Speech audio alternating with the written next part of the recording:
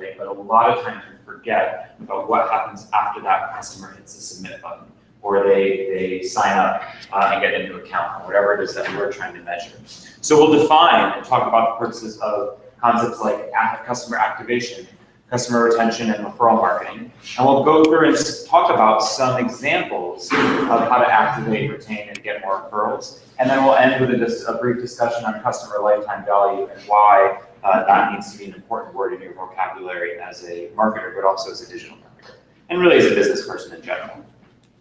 So let's start with the customer journey after the sale. Previously, or in our previous lives before the digital marketing course, some of us may have thought about the process of customer journeys as becoming aware, considering a particular service, having an intent or decision making, the intent to make a decision on a product, service, software, application, and then making a decision and opening our wallet or taking a consumer action that leads to the company's revenue growth, right?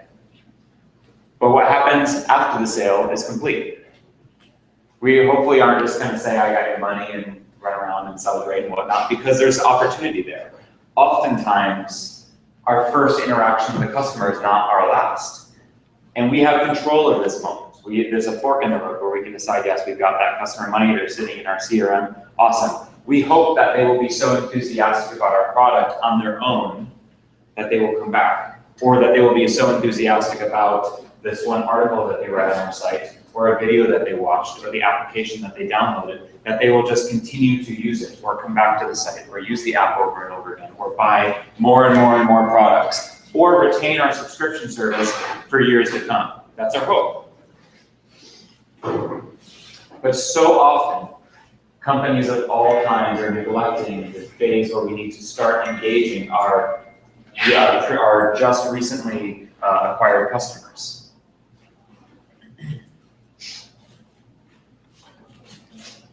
For the reason that this is the phase where a customer is most aware of the value that they're getting. They're most aware because they just made a decision to purchase or sign up, and there's a moment there where you can either capture them and help them to become advocates for your brand, or you can subtly let them down and let them know that they're only getting what they paid for in that moment instead of thinking about a long-term value.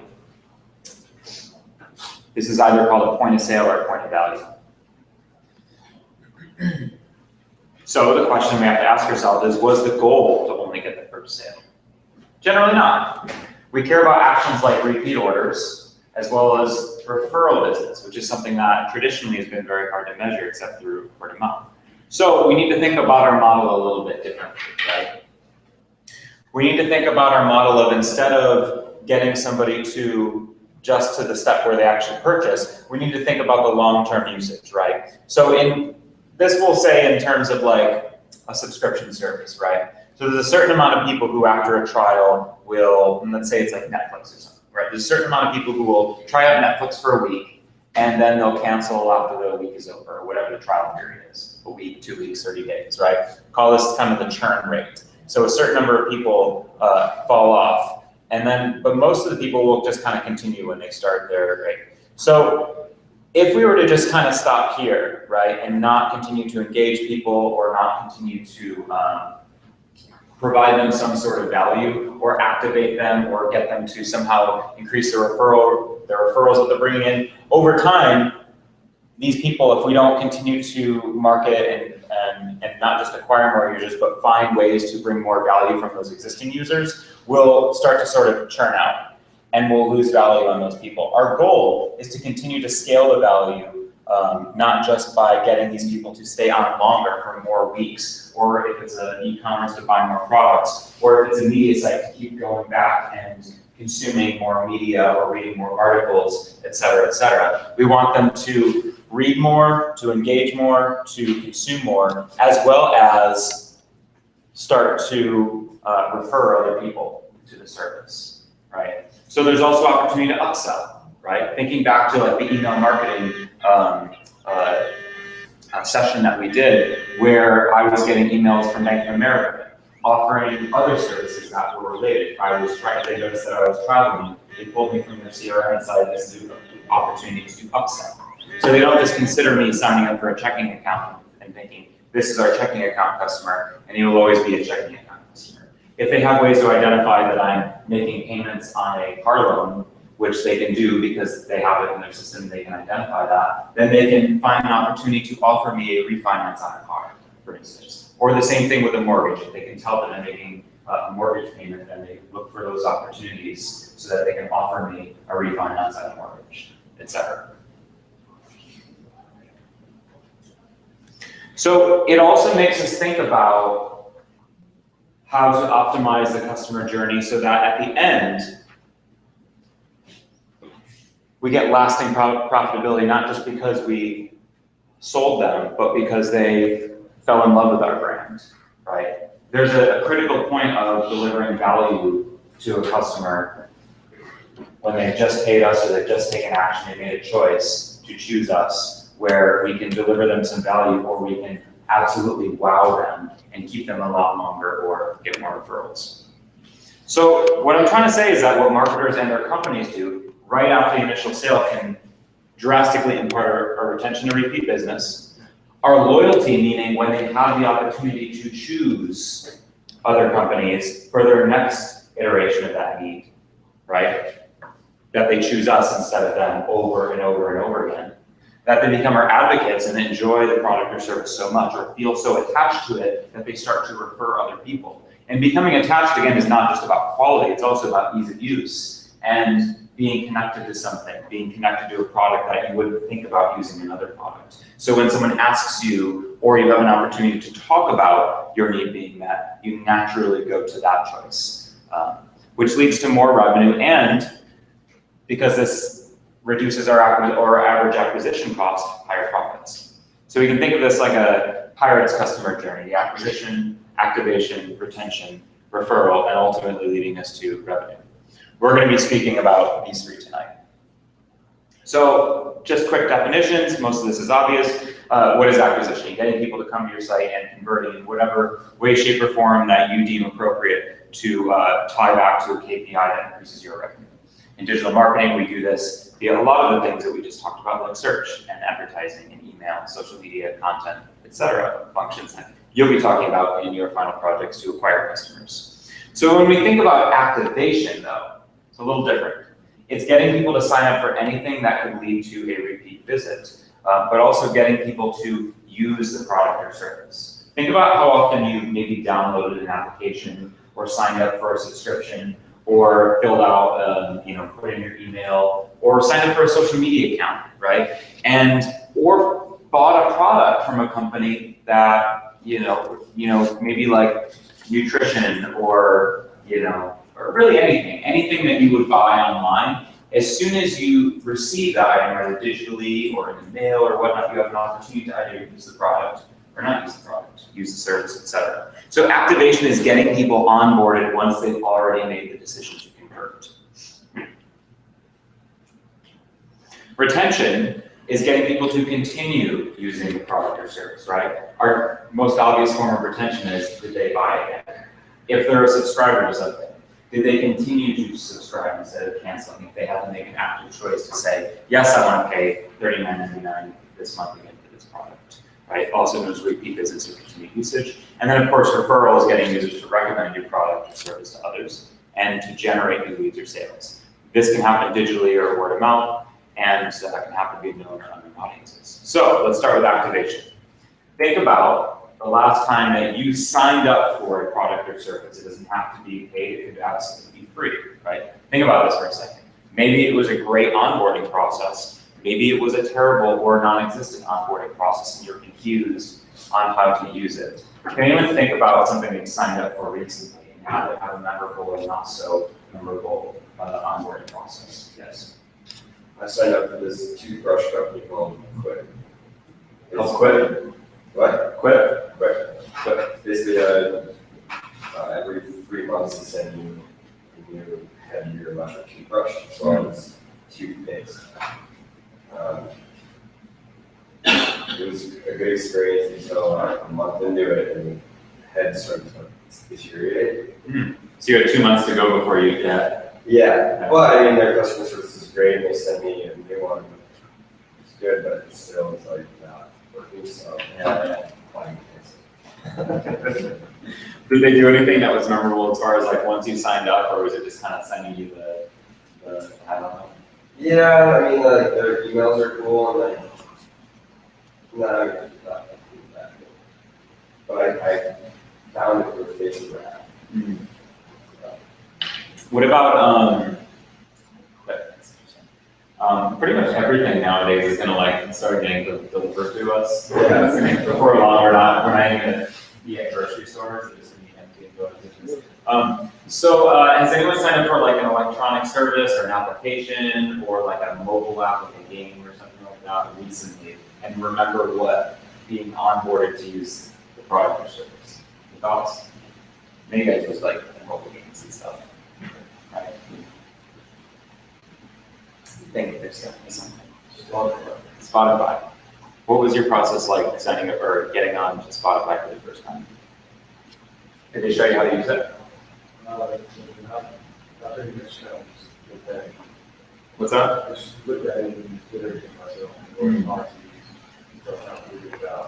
Yeah. Well, so we're mostly smart people in here, so sometimes the services are easy to use, but some of the more complex programs out there or applications or whatnot. Like, for instance, I'll give you an example. I downloaded a game. It wasn't like a Clash of Clans, but it was something similar. And when you have a lot of features in an application, they generally want you to know how to use it, where to go. Okay, click on the menu, and you get a little pop-up that says, here, you can do X, Y, and Z if you want to level up your characters or something, right? We've seen these before, right? Like as you begin to use a product or service or an application, something pops up or you have an opportunity to learn how to use it, because otherwise, if there's a lot of functionality to it, you don't get that opportunity.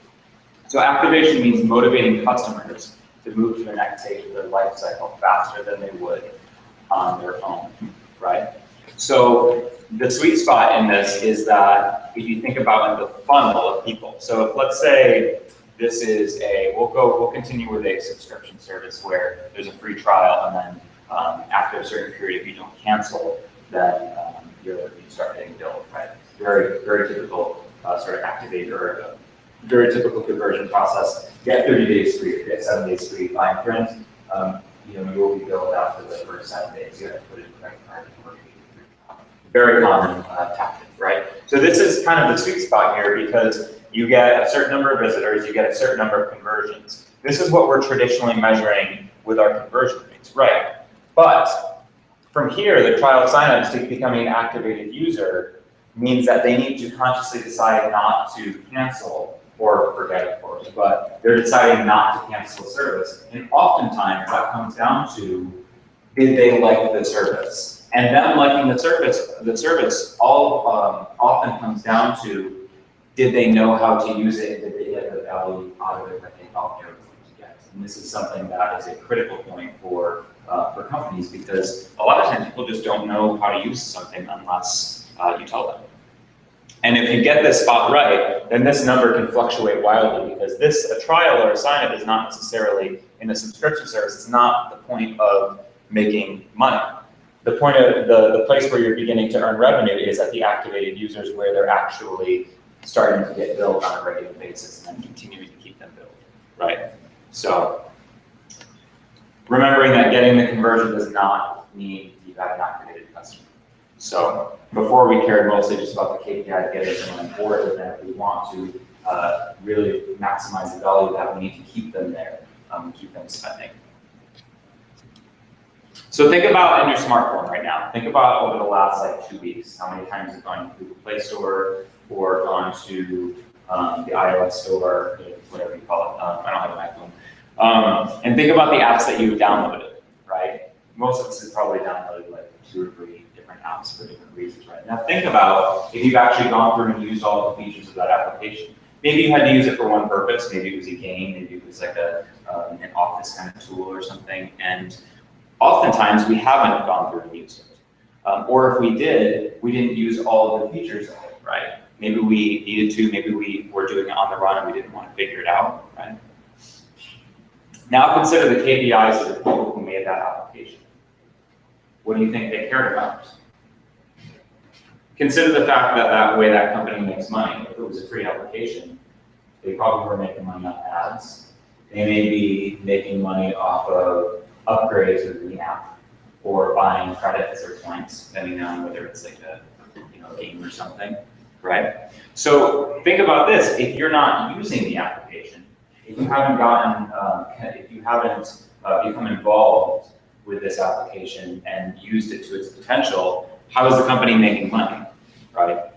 So if we were to go to our previous digital marketing definition of a conversion in the KPI there, we might stop at, we want to get people to download the application. That's very typical to think we want to get that conversion. But oftentimes, our conversation stops there. As marketers, we stop thinking about what happens after the application, what happens in the experience of using the product or service. Remember that the initial definition of marketing didn't just involve promoting the product. It's also involved the experience of a customer using the product and analyzing and optimizing that.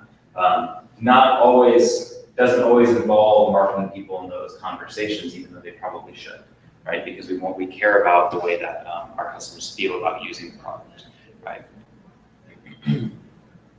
What if the company paid money in order to acquire those users and most of the people weren't using it, right? You may have an idea of your activation or your acquisition costs, but if a company was paying to acquire you, on average, maybe paying $5 or $6 to acquire users, and they wanted to get 1,000 users, so they paid 50 or 60 grand. But that's not going to matter a whole lot if people aren't really using the application to their potential, and this is where activation comes in. What you're not going to get if a customer isn't activated is, of course, whatever revenue that's generated during that session, right? But they're also not going to benefit from repeat business, being able to upsell to that customer, getting a customer to be loyal, and then also having that person referring it to all of their friends because they didn't sign up. So it's not just about losing one person. You're missing out on the potential to acquire multiple people and to get the maximum value from that person over a period of time. So there's an opportunity cost there that we also want to think about. And this really, when companies get this right, and we'll think about this in terms of mobile applications, when companies get this right, people want to naturally refer other people to it, invite their friends, tell them about it, that's how great this application was and how useful it's been for them. That's why certain applications, it's an argument, but that's why certain applications start to go viral and become popular really, really, really fast. The best applications out there are because they've truly gotten this process right. They've guided people through the process of activating and getting involved in the program and having fun and getting to know all of the features and understanding what to do so that they can get the maximum personal value out of their decision, even if whether it's a free application or a paid application. Without having this potential here, right, you'll have a lower basically amount of revenue per person, and it means that the customer acquisition cost, think about this, the customer acquisition cost ends up being a greater percentage of your revenue. So if you increase that total revenue, you're lowering the impact of your acquisition cost, which means more profit, or gives you more room to pay a higher amount if you need to acquire people more aggressively.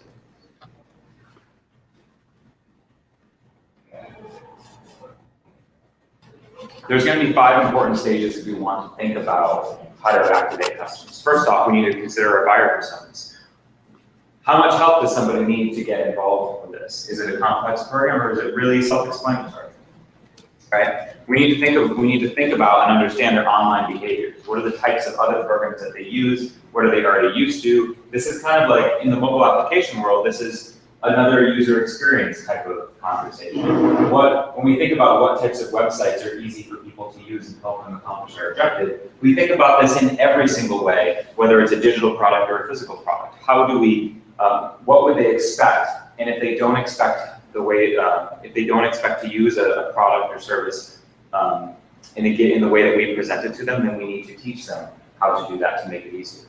So we can use, in this case, digital activities to get them there, especially if it's an application, a website, an online service, etc. And then hopefully, if it's done digitally, we have a way of measuring that through our proprietary systems or some sort of analytics tools.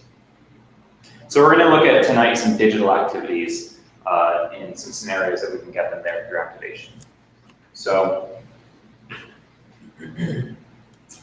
marketingexperiments.com. NatureBox ran a test where they did a free trial, and they reduced their cost per acquisition by about 40%. About 70% of free trial members went on to pay for 1 month of the service, and 90% of the 1 month members were successfully renewed as paying customers. So this was a really basic example that they did of giving people a free trial. I don't know the exact details of the free trial, but instead of just sort of signing them up for, and this is one of those like, you know, weekly or monthly boxes that go out. So I think it was probably weekly. So instead of just, hey, pay for this, pay for the service and it costs $40 a month or whatever, right? What they did was they decided, let's run an A/B test. Let's see what happens when we offer the free trial. Very similar to what we talked about before with copywriting. Only in this case, we're measuring how do we show people the value. Sometimes activating customers is not just to, or sometimes this type of deal, like a 30-day trial, is not just to get them to, not just to incentivize them to act now and choose us over another service, but oftentimes because they don't actually know the value yet. They haven't experienced the value yet.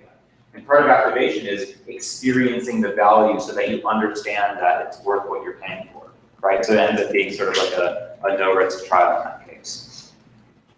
This example before that we talked about earlier in the week, the quick sprout experiment, how people who felt like they were taking some kind of a risk and not knowing if the service or the product itself is going to be useful to them, doing that trial or money back guarantee helped them to activate them so they got a chance to, no risk, actually try it out and make sure it was right for them.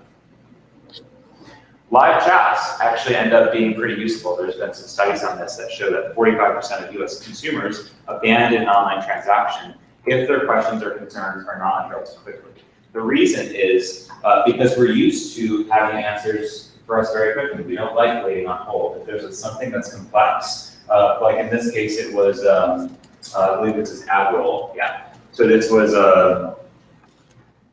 AdRoll that was, that you're signing up for. It was one of the retargeting networks that you can use. They're sort of one of the leaders in the space. It's a very confusing, if you're just getting into ad programs the first time, or just starting with a new program like AdRoll, it can be confusing to know how to use it. And even though it's a relatively simple user interface, sometimes going into a new program like this for the first time can be a little intimidating because you have to learn it. And so they offer a quick chat service that basically kind of, in a moment's notice, helps you through the process, as much up to like 16 hours a day or 12 hours a day. I think they're available. And so this helps a lot. eConsultancy says that consumers prefer assistance over the following channels: phone and email, live chat, online knowledge base, click-to-call support automation. There's not one specific source that people always turn to for help. The idea is that they just want help when they want it. And so giving some kind of, even if it's like at 2 a.m., making sure that at least if they wake up the next day, somebody's going to answer their email and help them through getting to know a program. There's a very small window. It's shorter and shorter because of other services and how good their support is sometimes. There's a very short window in order to address someone's concern when they're ready to start getting the value out of the service, especially if it's something that's online, that's not being mailed to them several days later. If you were to still use a program like MySpace, which actually does still exist, I remember having an interview with them like 4 years ago or something, and they were still going strong, I guess. Moment strong is a big word for them, I guess. For how big of a dip they took, I guess they're still doing some stuff. They relaunched their site, and because they were doing that, they needed to actually show people how to do it. So actually, I really liked their, even though I don't think they'll kind of get anywhere near that where they were, I really liked their onboarding process, their activation process, because as soon as you sign up for a profile, they make it extremely easy for you to learn the program. As soon as you sign in, you're being guided through step-by-step, through pop-ups, through images, through videos that kind of show you how to build out your profile and start to customize. It's almost like, it sort of reminds me of a Spotify experience a little bit, in the sense that you've got some of the same functionality, but they actually make sure that you know how to use it when you sign in, build your playlists, follow artists, build out your profile, etc.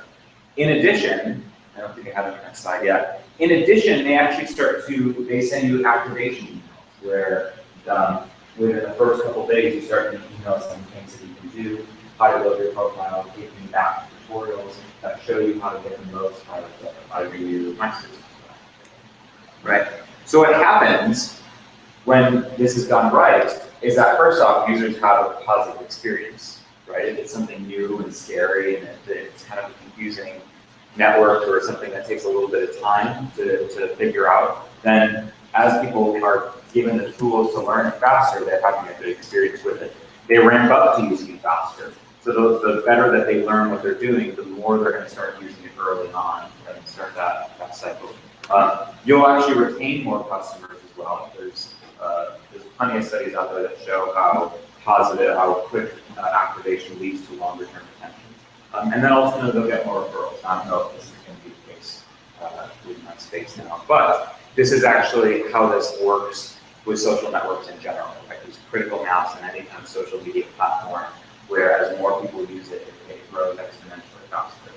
Any type of network scenario, two-sided or one-sided network is happen. But the faster, again, that you get someone using it and enjoying it and keeping it, the more likely they are to refer their customers to it. Retargeting has a place here, actually. If we kind of return to our discussion on display advertising, because you can bring people back to your site to do the sale.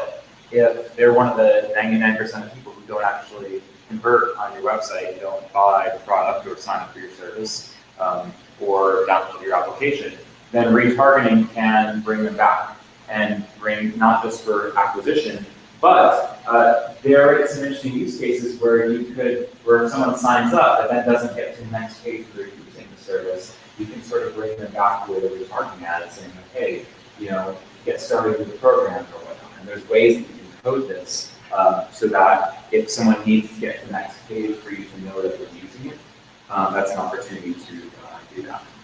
And that can be valuable too, right? It can be valuable to know that someone that you've not just acquired somebody, but they're becoming an active user, because then you can go towards that value path.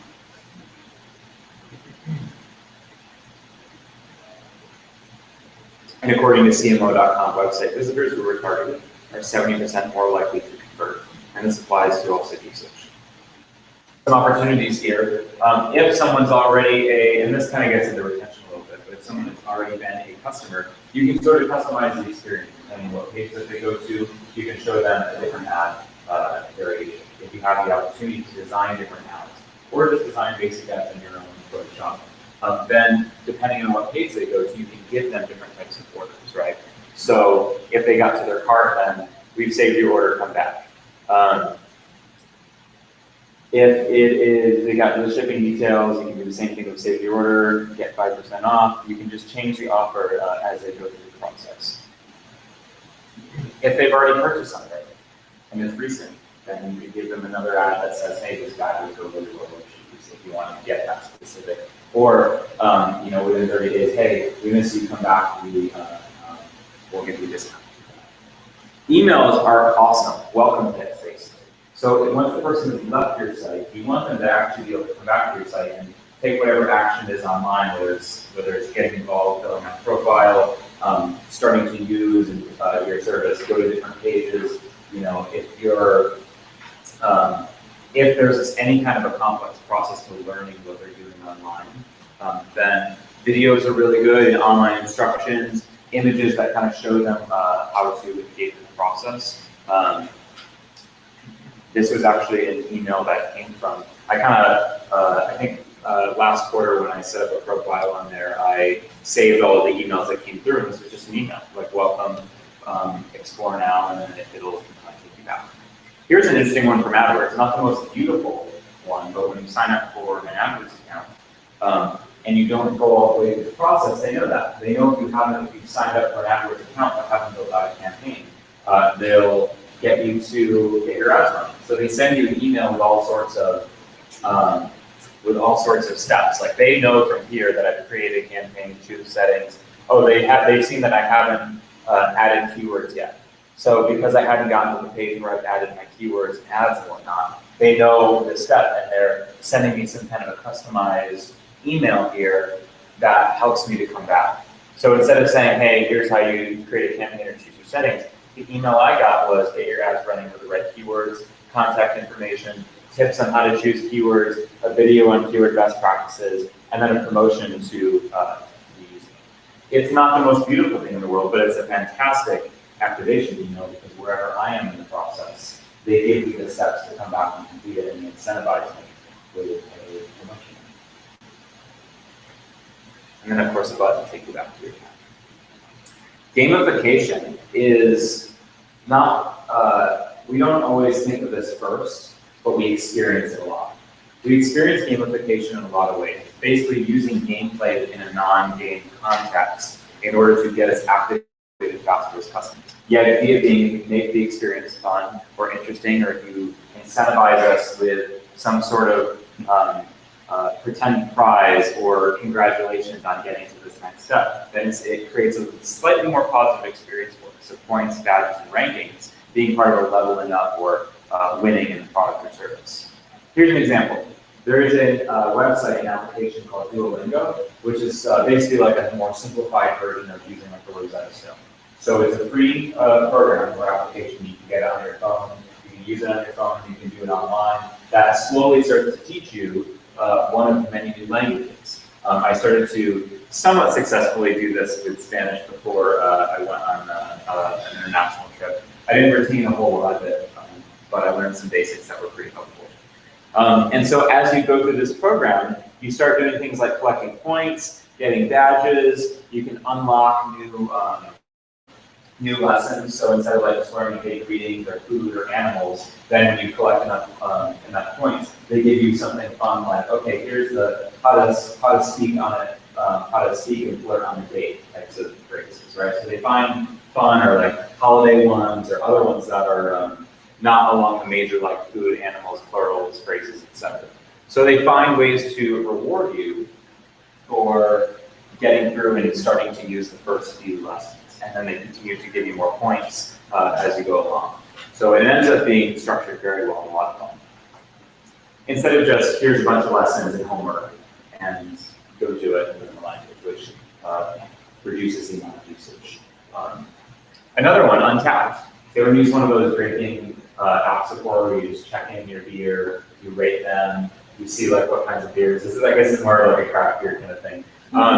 And so every once in a while, when you check in enough beers, or you check in like enough IPAs, or you go to like breweries that have a lot of American beers in them or whatnot, then you start to get points and unlock badges, and it kind of becomes a fun experience. They say, oh, you're a hothead if you drink a lot of IPAs or whatnot. So, and then of course you can see like what your friends have rated. So you get rewarded as you go for different activities that you do. And again, remembering that activations leads to usage, which leads to happy, engaged customers because they're using your product, your service, or product over and over again.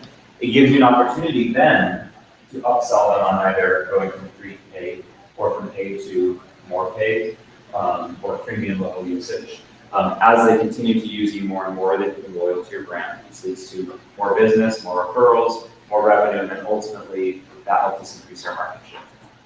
48% of consumers said the most critical time to gain their loyalty is when they make their first purchase or begin the service because they are the most aware of what they just paid for or decided on. So that is your moment to capture them or make them feel like it's a very mundane experience. So activate your customers so you can ultimately retain them, which is our next one. We're going to do a quick activity. We're going to break out into groups 2 or 3, and we're going to analyze or brainstorm. So choose a product or service you can purchase or use and analyze their activation tactics. Or you rack in your brains and you can't think of one, brainstorm some activation tactics based on the slides we've gone through for your own company. And if you have other ideas of things beyond just like email or gamification or some of the other ideas that you had here, come up with your own and we'll give you some good surprises there. So consider things like trials or demos, guarantees, warranties, retargeting tutorials, welcome kits or emails, or gamification. Take about 15 minutes to brainstorm for either a company that you've used or your own project that you want to do, and then we'll share. We'll get most of the groups. I'll have you guys share. We'll end at 7:55 and share and then take a break. Like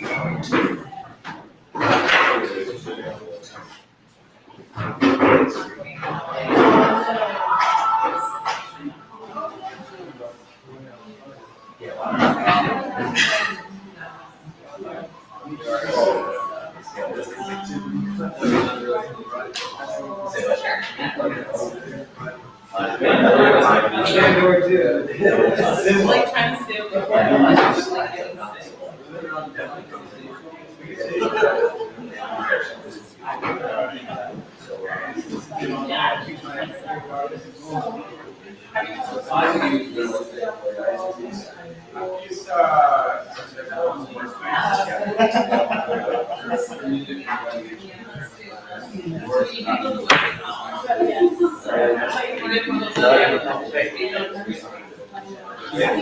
How's the dating life? Good. So it's a weekend routine now, but for the time being, until I'm not teaching college. I didn't come to the other session last night. I was like, I think my body was not ready to cut it out. So I was just like so nauseous that I didn't do that. Yeah, I'm just like, I told April who's now, someone else is now doing the workshops. I'm like, I'm just not gonna schedule workshops for a while. Like maybe in the August. Yeah. Too much. So it'll be nice eventually, but actually having the plans to do it. To be honest, it's actually really hard. It's really hard to schedule this stuff. Totally hard because it's got the logistics of if you're hanging out, it's either two of them, or it's babysitting, or it's like hanging out. It's hard to negotiate overnight and all that. So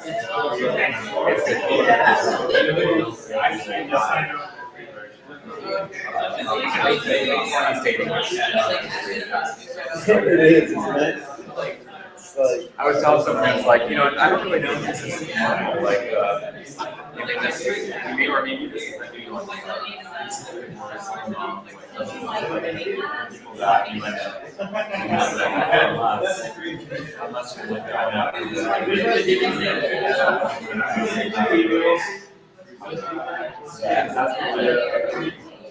that's the way we start to see it.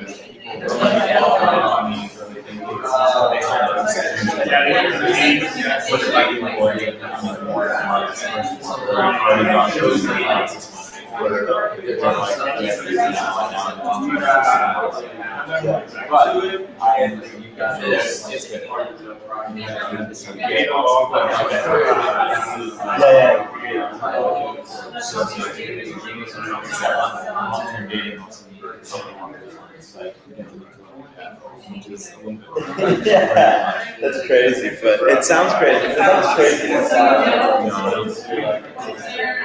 No, I'm like, if I have friends, I'm like, I know, you know, because I would like, I'm gonna be around, I might as well.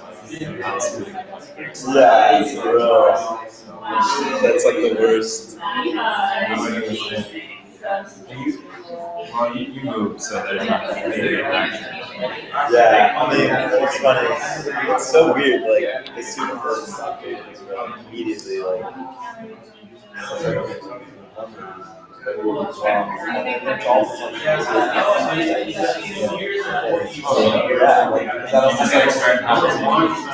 yeah, there's one in particular. It's like, dude, it's like 100% of the time. It's like, it's sexual.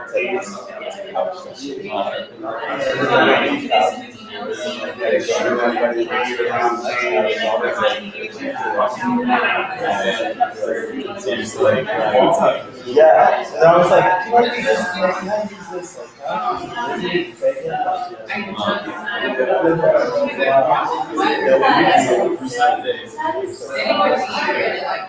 It's like, but like,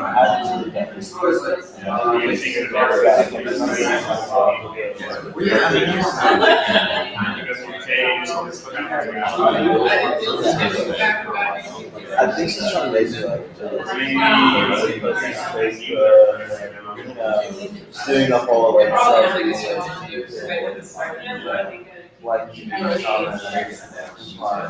just like, alright. I know what I did. I just like I didn't want to do that because I knew that was going to happen, so I just actually.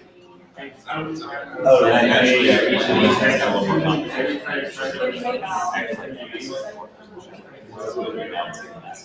So I was just like, I got to the point where I was like, I don't want to so all regional funds originally my that way there's no yeah, like, I'll just keep going because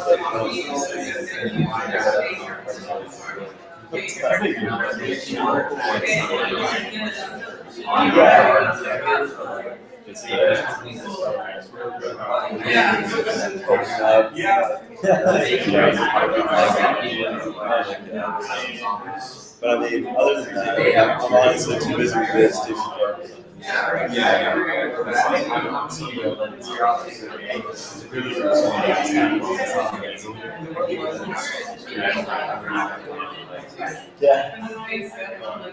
I feel you, man. I'm on the same boat. Like, if I do fall something, I better be using. So that is.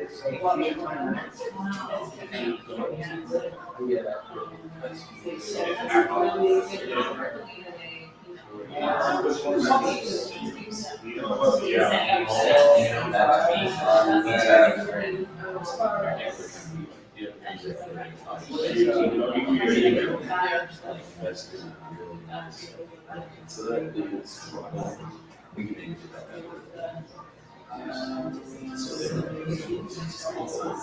I mean, just, I don't get it. Like, just when I walked into class, Yeah. like, I mean, it's what is it? Like, I don't get it.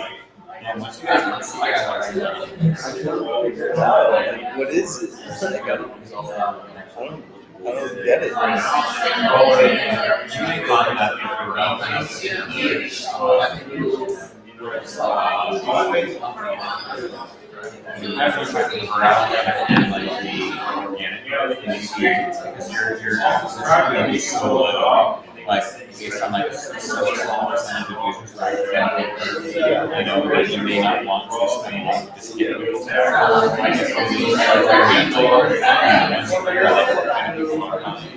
At least we can gather metrics on those. We're starting to figure out like the customer behavior, like look at your attributes, figure out what how much they're engaging, are they get involved in first, you know. There's going to be a chain of events, probably especially for me. That's a good idea.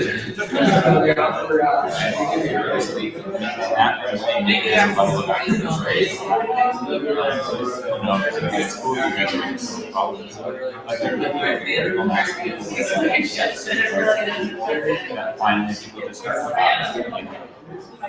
you probably don't even want to do much marketing because it's so many people. Maybe super low cost videos, but not having CPM.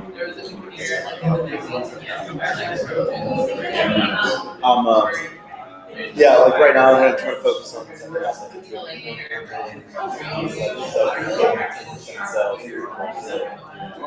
Well, ramp it up too, you know, like you start at 10% and you see what happens here. You kind of increase the budget a little. Yeah, I'm doing 10% right now, and then like by Sunday, once that's over, I'll boost it up to 10%. Site-wide, well, it is site-wide right now, it's up to 30%. So like just like right launch. We're launching that. We're launching What's that? next week. The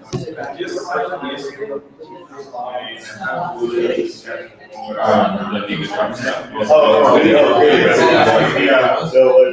So we're gonna see their goal is to say like we're doing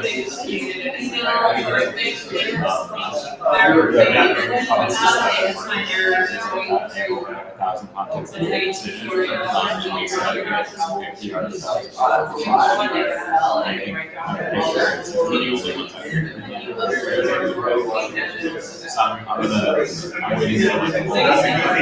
couple weeks to get over 100 customers, and I'll be like, okay, let's talk about the equity before we start. Yeah, because I think they're gonna, their time is good, the new site version is good. Their social media looks really good. They're being really, and they're listening to guys. Like I said, them something, they're like, yep, that's great. There's gonna be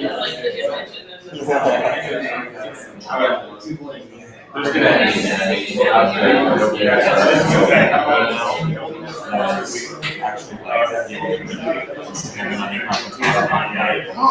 actually like what it means to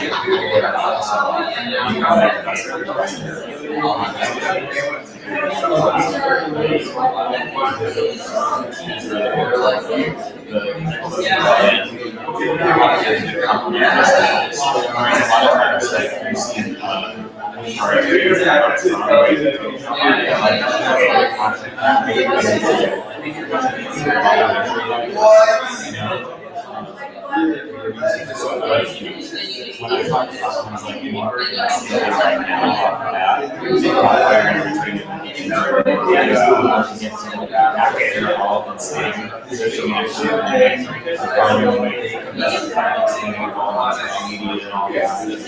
digesting the content. They're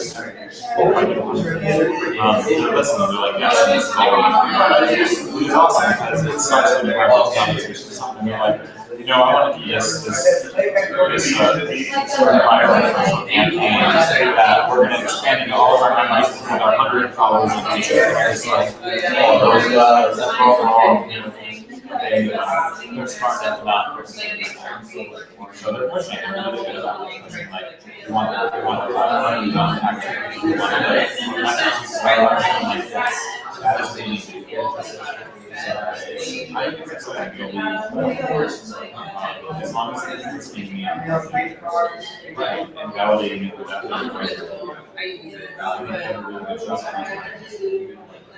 That's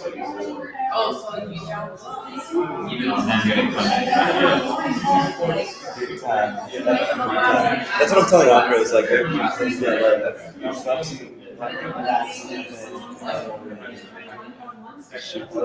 which I think we can do. I mean, that much organic growth, you guys may want to consider talking. Are you have a page? Oh, nice, cool. You may want to consider like about these things when you're, when you acquire that website. Like this is like we launched Monday, and we launched when we had 6 customers. Now we're 13, so over 100. When you get to a point, do you guys have investment experience? Any what? Do you guys have any experience like prepping for investors, valuation company and just like turning out like value and all that stuff? Not like I mean, somewhat, but not. When you need help with that, I mean, that's like not just when I'm working with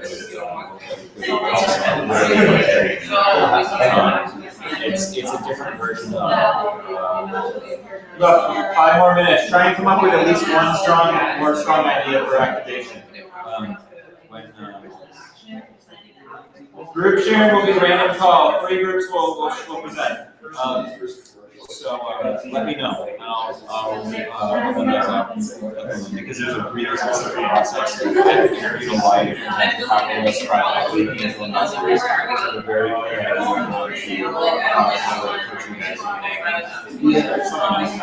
Absolutely. We will need to because at this rate, I mean, I think that we're as far as video quality, like I had a couple of discussions and say, hey, this is serious. Yeah, if that has a good story, or if you, focus in the right way. stuff. Yeah, definitely. Um, Yeah, there's some really specific things that Venture Capital looks for beyond just your deep understanding of the market, the market potential, all of the financials that go behind it, valuation of the company, member trajectory, all of that growth, and just showing the strong analysis quality, who the management team is, your advisor team, if you have a board of advisors, all of the support that takes you in there, like that becomes a really big support. So there's a lot of steps that you need to do to make yourself appear more valuable and negotiate better terms of because a lot of companies like we're super excited we're getting funded and they just take the first deal that comes their way because it's a lot of money and not to forget to think about the fact that it's not just about getting more money, it's about getting the right investment and that is a mistake that so many startups they don't even think about because they're just so excited signing up for a record you know, you're just so excited about the record you just take whatever seems like the biggest contract not to scare you. I'm reading so many stories how important it is. Oh yeah, and they'll like go on and then they love your idea, and then because they're basically investing in their long-term profitability. You know, there are cases where you can get more and more money and yet somehow your total valuation on your end decreases. Like the valuation of the company increases a lot, but your actual hard number valuation would go from like 2 million to 1.5 million, and all of a sudden, unless you catch up and grow faster, you're actually getting less payout, even though you just got a huge cash. And those situations happen if you don't do all the net present value calculations and all that. It's complex. Oftentimes, they're much smarter at the financial stuff than people who are accepting the money. Actually, most of the time. So having you good like negotiation. Yeah, because my friend was telling me, startups that take too much money. Yeah, definitely. Because think about like, you know, they're about to drop like, you know, in some cases they're about to drop like $500,000 into your bank accounts, and then it's like, oh shit, what do we do with this? We don't know how to manage and plan for this. You know, we just hopefully get a lot of money. So, all right, take one more minute, and then we're gonna share. Yeah, I think it's everything. And it changes.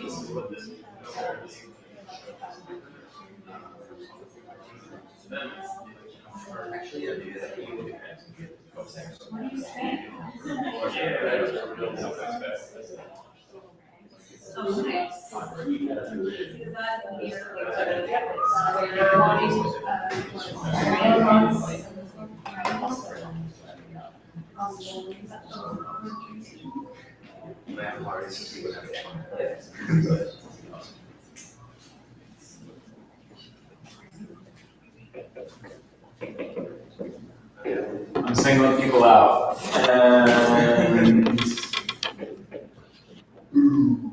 Jillian, Devin, and Tyler, your groups are gonna go. Okay, we can go first. So Neoma recently purchased, only 2 years ago, purchased a Blend Tech. And they gave her an 8-year warranty, which she said was, very helpful during the purchasing process. They made her want to buy it. It was an 8-year warranty. And then it actually broke and they resent her one, no questions asked. No shipping, just really easy, great customer service. That's like a NutriBullet kind of thing. Yeah, it's or- kind of like a Vitamix, but just Yeah. very industrial, and it wasn't cheap. So having that warranty was cool, and then they sent me recipes once I signed up. That kept me interested in using it, and use it daily, and then it kind of got a little bit broke. And then they just said, okay, we'll send you a new one. Right, what was interesting there is that the recipes was important because some people buy like the Magic Bullet or the Vitamix, or the blend tech stuff, and then they'll get really excited about it, and then they'll kind of slow down their use. But the longer they use it, and the more actively involved that they get, and especially if they're putting new fresh recipes in there all the time, they start to talk about it more too. Right? The more you use it, the more you talk about it, and the more word of mouth you get. And all of a sudden, because that's a very competitive industry, that type of hardware. Did you have to get a receipt to? No, I just had to, I lost the crosshair receipt, it was just a serial number on the jar itself. Got it. And didn't have to, just on a live chat, did it, and write my questions down. Jillian has a really cool one for that company. Okay, so yesterday, I took what you were talking about in class on Tuesday, like the direct call to action, like make it like, not aggressive, but like telling them what to do. So we found a bunch of ones in our cellar that we thought were sold out, and they weren't, there was like 10 pieces. So we did Back to the Future with like a Back to the Future graphic, Back to the Future Day, and said like, let's go back in time, and we thought that these wines were sold out. Well, they're not, but you can buy them today, only you have to call me right now. And we sold out of all the wine in 15 minutes. Dang. It was like 10 pieces. Oh, Which is not a ton, but my wine members, like my customers, would never buy anything from me ever. So the fact that they were so excited to call, and they actually was starting to work there, so people were like at their offices calling me. That's what, like $120? Yeah. Yeah. So not too bad, right? Good use of that. Yeah, so that was a good, but then that made me think, well, now I gotta retain that energy. How do I then keep them excited? Well, that's a great way, like those really super limited time, like give them a now or never take loan is a great way also to turn additional inventory into that system. So that ends up being a lot of good use of that. It's awesome.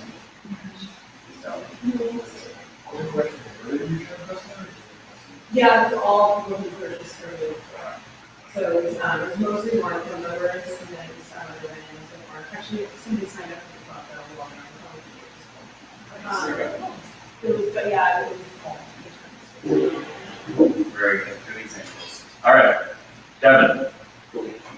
So we did my company, and the big aspect we talked about was the trial. We know it was a 1-week trial where the users have access to the site, not complete access because they don't know everything, but limited access. That during that trial each day, so it's a 7-day trial, I send out an email with a video in it that explains the first one being how to use the site, and then the ones from there on out would be samples of different ways to use stock footage that give them ideas or shows how other people have used it on their projects. I love the showing them how to use it, right? Like, here's some ideas and some creative ways that people have used. Do you do that with actual videos that they can have access to? Yeah, so I do it through like YouTube videos, Very cool. How do most people you think know what programs to use for it, or like is it kind of Yeah, I mean, I could do some, I could probably do a video on basic editing, because a lot of people use stock footage for backgrounds for green screen, so I think it would be a sample tutorial on, here's one program, here's how you key out the background. Yeah, like having trouble finding a way to use this, here's our recommendation of a few great programs that are user-friendly, get you started if you're not using them.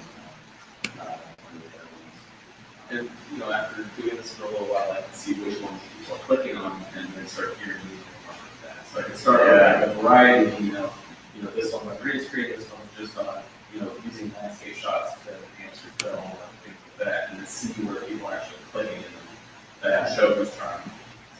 And that reminds me of the recipes example, where you continue to show them, people, especially people who are members, and continue to give them even creative ways to use the footage, tips that they may not know about. Like maybe even if they're a Final Cut, like the That's good. they're good at like Final Cut or some of the other programs where maybe there's a trick that they haven't used in there, and someone had a really creative way of using stock footage or mentioning a bunch of those together. So really pretty cool. I like that. Try to do a lot.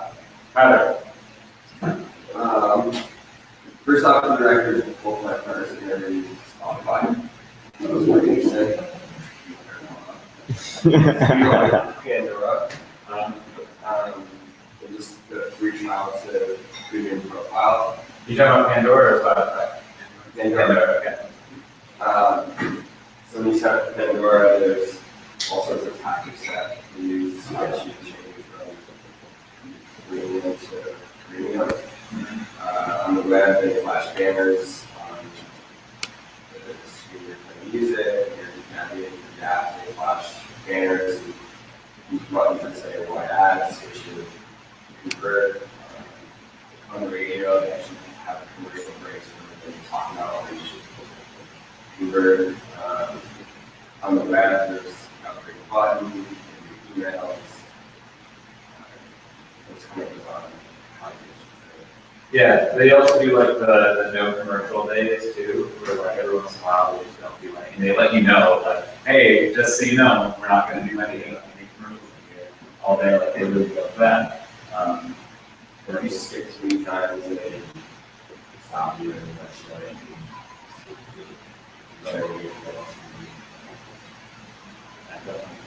I don't remember what happens the first time that you sign on, but I think they do the pop-up window thing where this is even now when you first sign up, I think they give you the appointment call with a handful of features so you know where to go, learn more about an artist, create a radio station, actually like set up multiple artists in one radio station, they show you how to do that as well, so it's pretty cool. Yeah. Any other interesting examples you guys came up with? I need to sign up for Squarespace. What's that? Squarespace. Squarespace. Tell us about Squarespace. They actually have something pretty cool. So they have 4 emails they send you one every day after you sign up the first time, and it's all onboarding. 1 to 4. So definitely, I didn't know what that meant until today. What is it called? Onboarding. Yeah, so onboarding or another way of saying activation, basically. You're onboarding. So it's a series of emails, 1 to 4, and this is PDT, so how to build a website, teams, designs, themes, stuff like that. That keeps you engaged and gets you to maybe purchase the full package or off sale. Well, and this is like a website hosting and sort of design platform like WordPress, basically, is a different version. And there's a little bit of a major learning curve on these types of sites, especially if you don't have a ton of website design. But even if you do, if you're going from like WordPress development, even if you're a web designer, from WordPress to Squarespace, it's a different system and it's managed a different way. And if you have done like 20 WordPress sites, switching over to a new system, there's a bit of a learning curve and you need to be onboarded and activated and really understand where to go for certain types of functions that you may be more used to. This is really big from a digital marketing perspective. This is really big in some of the programs. I mean, you've done a ton of AdWords and Facebook advertising, and you're switching over to something like Twitter ads. Then, for the first time, then they absolutely have to show you how to get the things that you're used to. You need to know where the conversion happens. You need to know how to manage the look through your campaigns, how to set up the right reports that you're used to in other programs, but you need to be able to know how to do Twitter ads. I don't remember what my experience was like getting on there, but I think they had some level of pointing out the different features where to go for certain things, and that becomes very important. Even if you already have the technical skills to understand how that works, you need to know where to go to do it, or you get frustrated. In fact, sometimes if you are really good at that task or that type of goal, to manage that, it can be really frustrating if they don't get you to where you want to go. I know that when I start using an advertising program, I can very quickly get to the first step, which is getting to the conversion pixel and getting to the retargeting pixel so that I can put those on the page before I do the ads. It is extremely annoying. So that's one of the first things I have to do. One of the reasons why I hate Bing ads is because it's just like Google AdWords. It's so hard to find the features that I'm used to getting easily in AdWords. So think about that process. If you're using something that's competitive, that's competing with another service, think about not just your experience with customers, but also what are they then using? What are they used to, or what would they expect switching over to your service? Is it useful not only for the new people to activate them, but also activating people that are used to a particular type of customer activation process, or how they normally use another product or service like that. Can be really helpful. Squarespace is an example where something like onboarding is crucial in order to keep them. Okay, let's take a 15-minute break. We'll come back. I've got 8:11. We'll start up around 8:25 or so.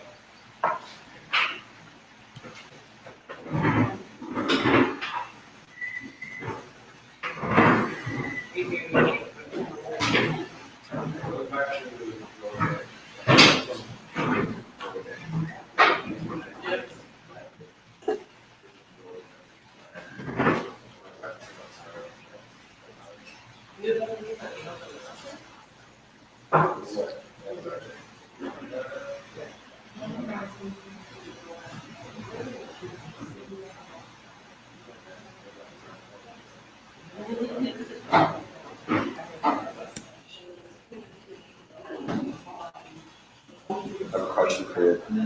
Yes. So a friend of mine Mm-hmm. has never run Facebook campaign before, Okay. and still a little confused about his audience. Mm-hmm. And kind of wants to use these Facebook campaigns to figure out who's buying it. So you think it's smart to run 3 different campaigns at the same time, or one after each other? In other words, selling hats, and he wants to do one targeted towards 18 to females, or 35 to 55 women that will buy it for their daughters, or 18 to 35 guys. What's the product? Is that diverse? Yeah, it's interesting because everyone who buys it in person is either one of those 3 people. Okay. So digitally, we don't know who will convert. So we kind of want to test, like, they make $50, see which one bites. We don't know if we should do it all at the same time. We should, like, you know what I mean? Yeah. What's the product? You gotta check the product. Other clay.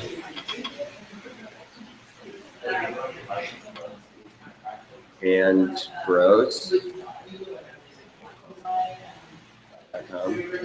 And right now he's changing all the imagery for, so if you go to shop,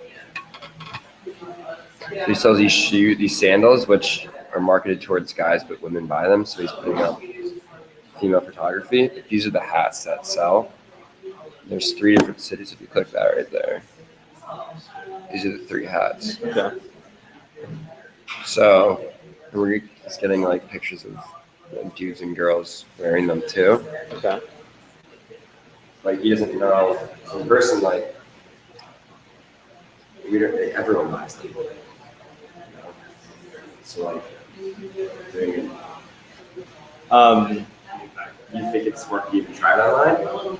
I think it's an interesting concept. Like, as long as you're targeting them correctly, like each of those groups, like I can see like an older demographic buying this as a gift, Right. for example. And so maybe like if you're running the campaign that way, where it's like specifically speaking to them in that, in that way. Your daughter wants this. Yeah, like Christmas is coming up. What are you getting your daughter or your son or like something like that, I guess. Because I mean, I can't see like a 65-year-old wearing this or a 50-year-old wearing this, but I can see them buying it for their kids, right? I mean, as long as they're not overlapping too much, then I mean, I don't see, I don't see anything like against running a camp, all 3 at the same time, because if you're focusing one on men, one on women, and one on like an older crowd, that's up to you. But you can on Facebook images you can choose like what they're liking, right? You can put that into targeting. You can choose like common interests. Yeah, you can choose interest behaviors, and so for example, if someone's liking brands like this or similar to this, you can select that, or based off their e-commerce like shopping behaviors, if they are common online buyers, you can target them that way. So for example, like your older demographic, have you run that?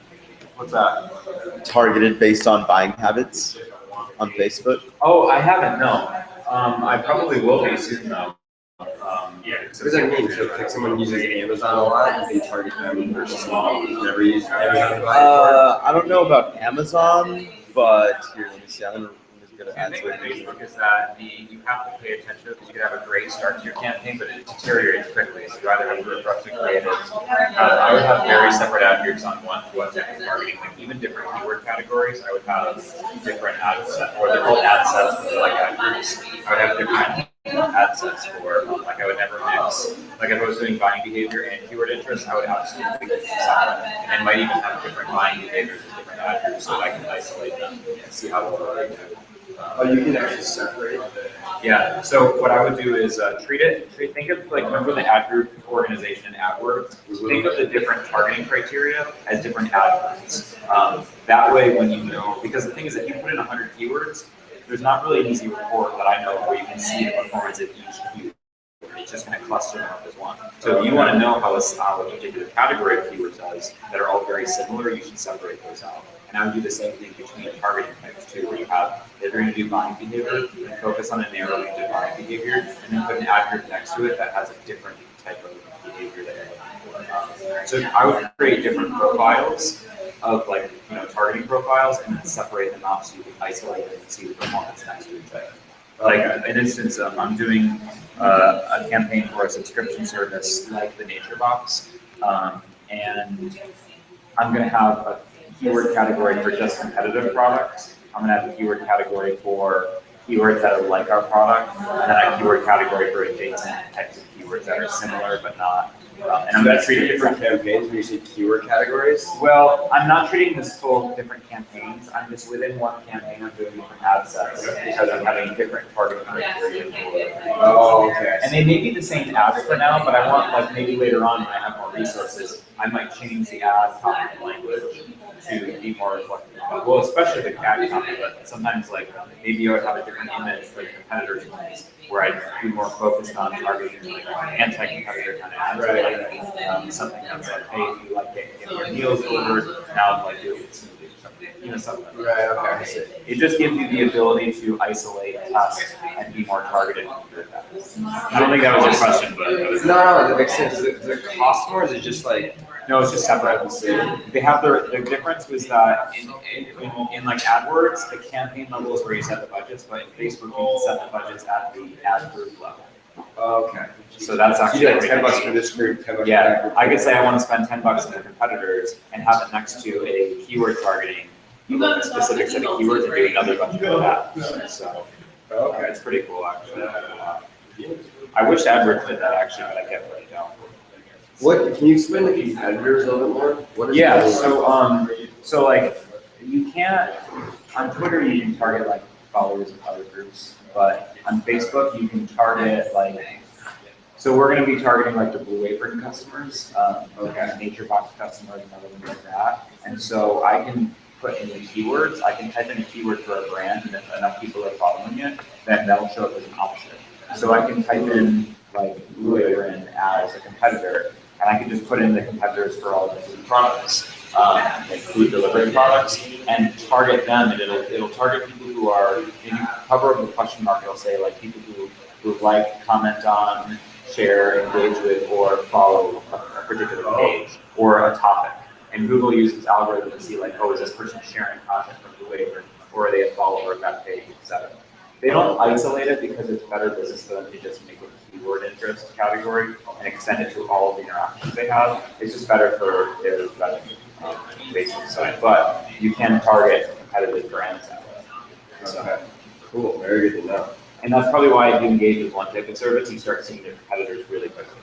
Right, makes sense. And then I'm guessing it costs more to have like a carousel versus a single image? It doesn't actually, it's the same, cost to my knowledge. It's just like if you wanna have 5 different images there. I like it for ones where you wanna show different aspects of a product, or you have like 4 or 5 different services and you wanna give people a choice. You can think of it like the site links on AdWords, like you give them more opportunities to say yes. So, Okay. and actually, that's a good thing to test, like one generic ad versus a carousel. Carousel, okay. And you have to have, remember, you need to have enough of a budget to have all of them run. So if you're working with like a $10 budget, like it's most likely only one of those pictures is actually going to populate because there's not enough, like, ads being placed to where they're going to use all of those different pictures. Okay. And so, like, for example, I mean, I'd say for each picture or each, like, for each, version of that ad, each creative, I'd put in like maybe $10 to $15 on each one a day. Okay. And then you set the time frame as well? Yeah, you can set the time frame. You can basically set your budget as a daily budget or a lifetime budget, or if a lifetime is, it can be like, as soon as it's consumed. So you can say, here's $50, basically, run my ad until that's consumed. However that's being paid, it's That's on their time then? So they can put it up at 2 in the morning if they wanted to? What do you mean? Like, no, well, yeah, like the ad just keeps running until your budget runs out. Like, so Okay. if it's like per impressions, so if you're paying like $3 per, 1,000 impressions, then, and you have like a $10 budget, as soon as those 3,000 impressions, load, then you're done. But if you put a daily budget and say, okay, I only want to spend $5 or $10 a day, like once it reaches that budget, and like just cuts it for the day, and then it Okay. restarts the next day. Okay. Yeah. So for something like this, I should probably go in and like figure out when like, moms are buying Facebook and run it at that time during that day. I don't know if you can run it at specific times of the day for Facebook. I don't think you can. It's just like a daily budget or a lifetime budget. But does it matter when I actually set the campaign up? So then, because I don't want to. I think you can. I think there's a setting in there to do it. You can? Now you can anyway. I don't know if that was always the case. So if I set it Oh, at 8 p.m., here it I want is, to run ad 2 a.m. scheduling. I haven't run an ad in like in a month, or a couple of months, so on Facebook specifically. So it looks like there's ad scheduling now. Oh, cool. No, I didn't know that. Until now. Really. Set max. You want to pay? Oh, works with lifetime budgets. So you have to set a lifetime budget. What does that mean? What does that mean? So like from 10/22 to 11/22. So like for the whole But I can month. still set it for a day, right? I guess I can just keep refreshing it per day if I wanted to. No, so this is daily. So it's like I only want to spend $5 a day, or am I continuously starting today or start and end date? So you can set a daily budget for like 5 days, or you can just do lifetime. And lifetime, literally, your ad will run until this day. You'll spend up to X amount. But it'll run at any time. Or no, you're Um, saying down here I can set that. I see what you're saying. Yeah. So if you just, your schedule. Oh, cool. This is what I'm gonna do then. And I can pick those blocks. That's cool. Yeah. So maybe I'll just do that. I'll run like for a week or something for however how long. Yeah, like for like moms, like for this is like what their kids are probably in college. So like these moms are probably like hanging out at like at 9, 10, 11 a.m. Mhm. reading shit. Right. Drinking coffee. Yeah, yeah. And then if I do the kids, it's probably like 18:35. It's probably before school, before work, after work. Maybe like even near. Yeah. All right. Cool. Thanks, guys.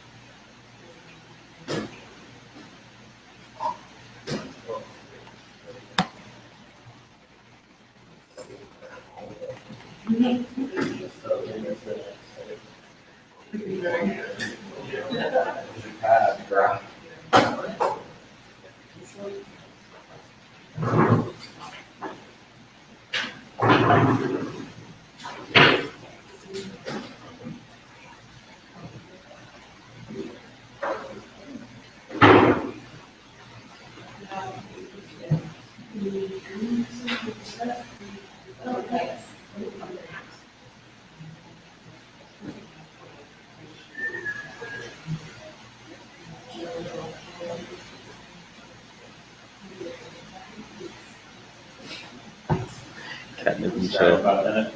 Okay.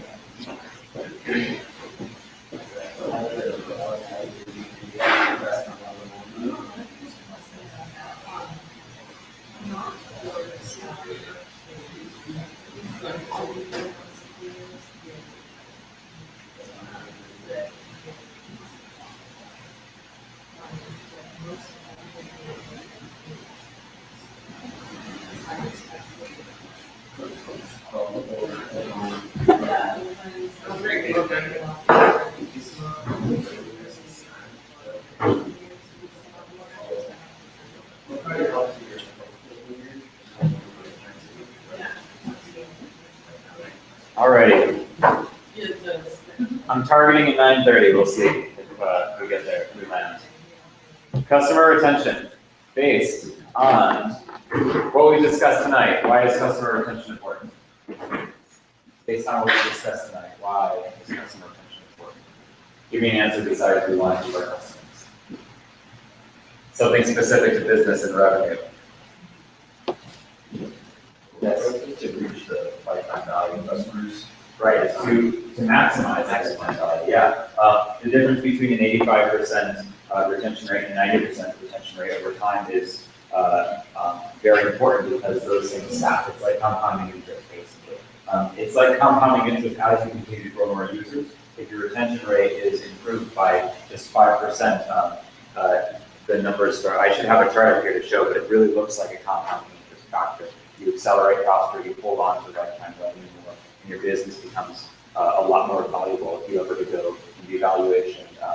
The studies between companies that can increase their retention really have a much higher valuation over time.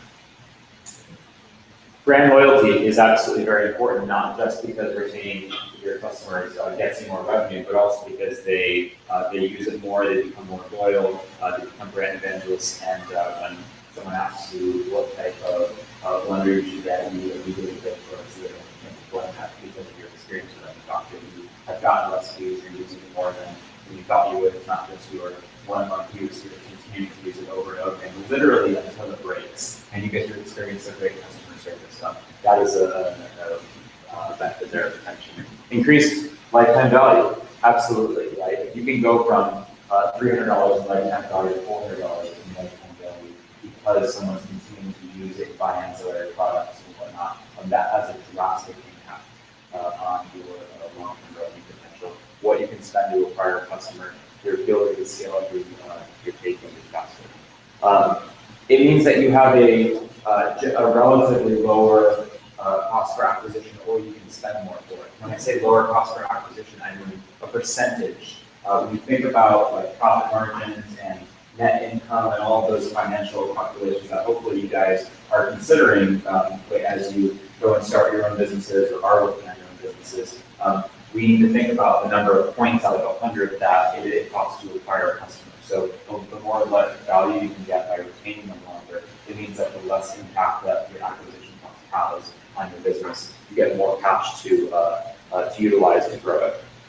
Ultimately, higher profits. A 10%, here's a good statistic that I was talking about, 10% increase in customer retention levels results in a 30% increase in the value of a company by getting consulting with the top consulting companies out there. This is just in general across. If you can go up, even just from like a 80% to an 88%, then 30% higher revenue, 30% higher valuation of your company, definitely. Retention brings us back to this chart because we want to get existing customers from paying to being activated to all of a sudden loving your product or service so that they continue to use you over and over and over again until they get to a point where they're also referring you as well, which will be in the next section. Online services. Here's an example. In the online services realm, we retain our customers by getting them to continue to use the service, right?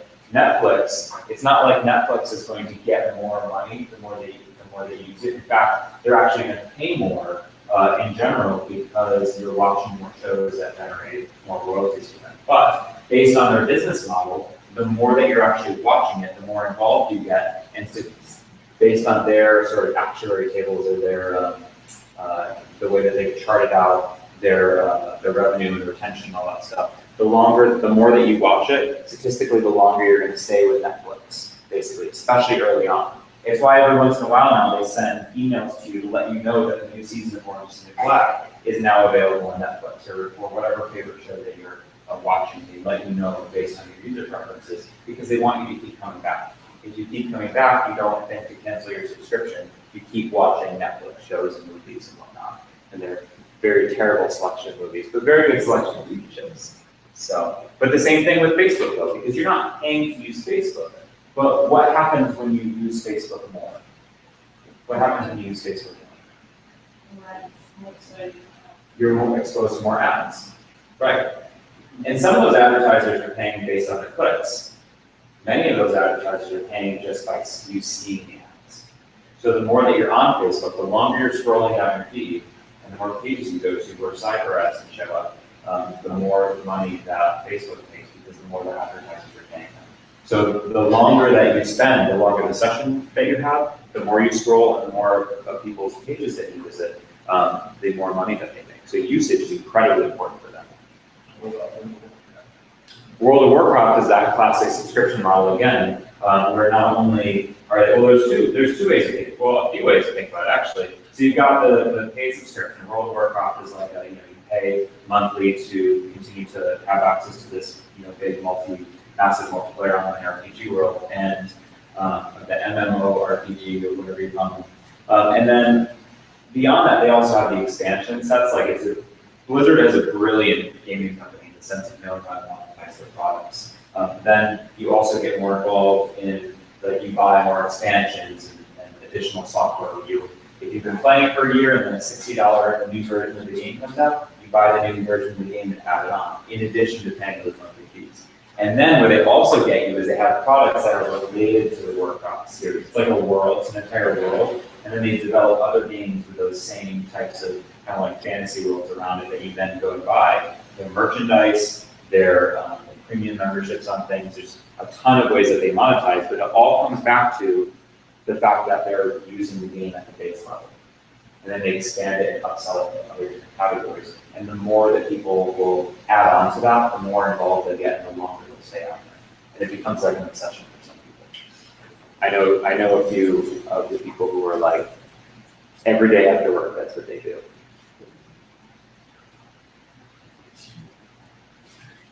Retention for physical products, right? In this world, retaining your customers means that they continue to buy your brand.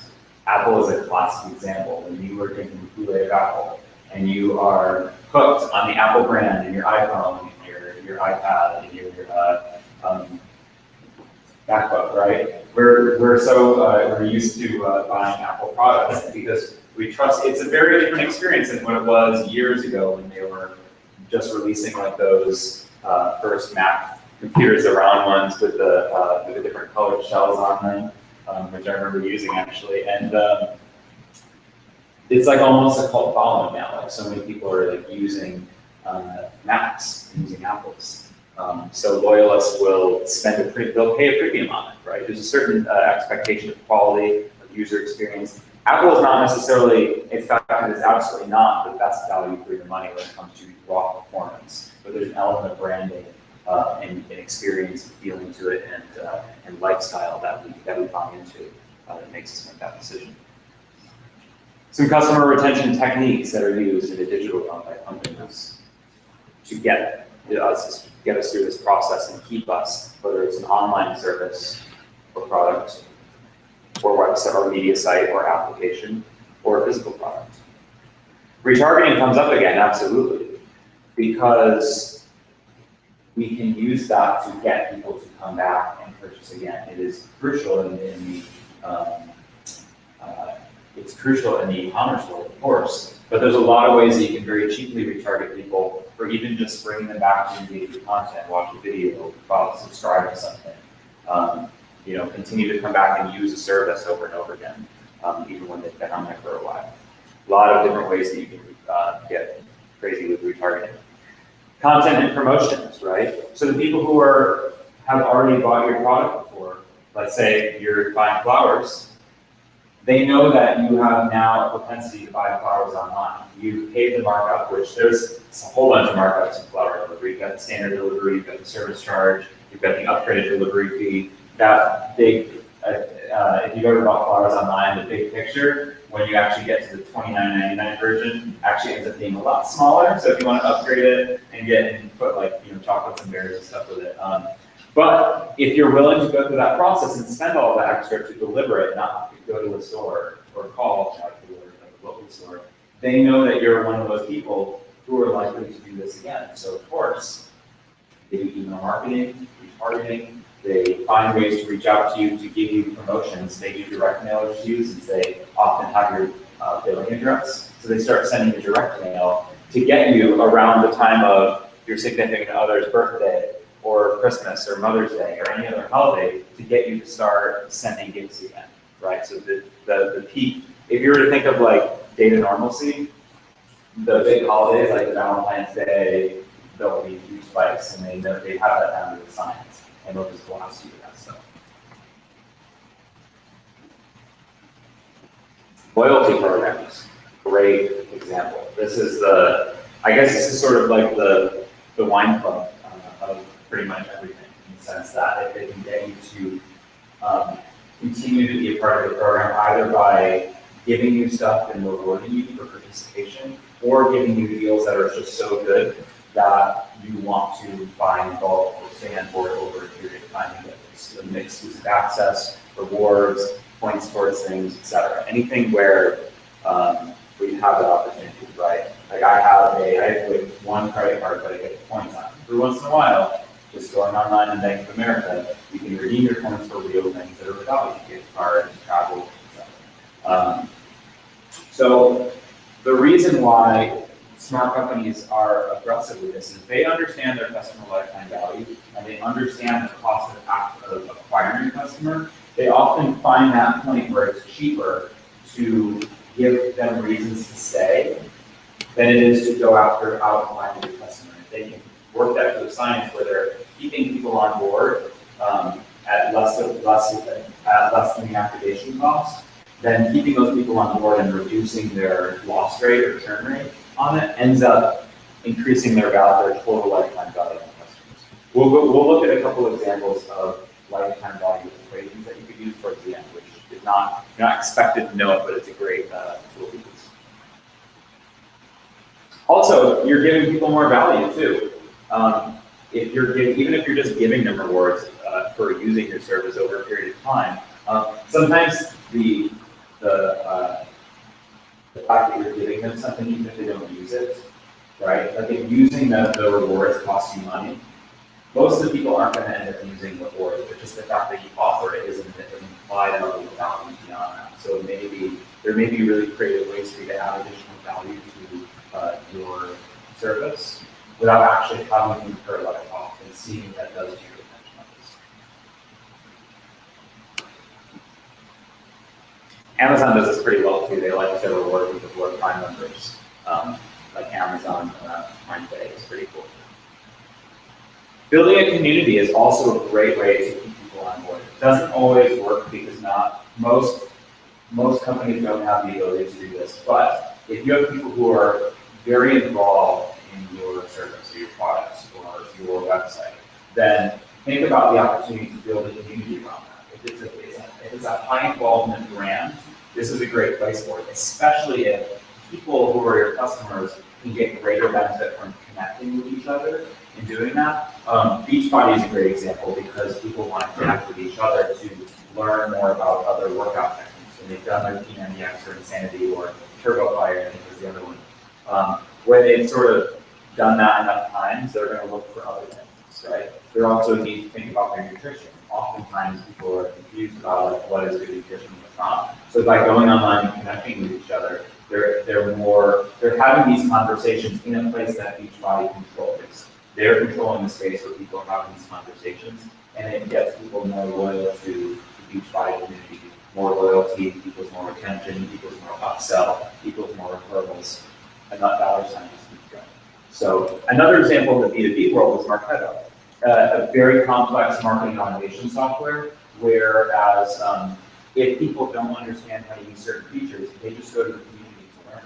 Instead of relying on their onboarding specialist, we'll go back to that onboarding term, they have people that they can go to for a quick answer. It's like being able to go to a Google of all of the complex technical questions you want to answer when implementing this automation software. Only all of the answers are based on the actual marketing software. It's a very, this community has thousands of members who are just hyper-focused on doing more with their automation software.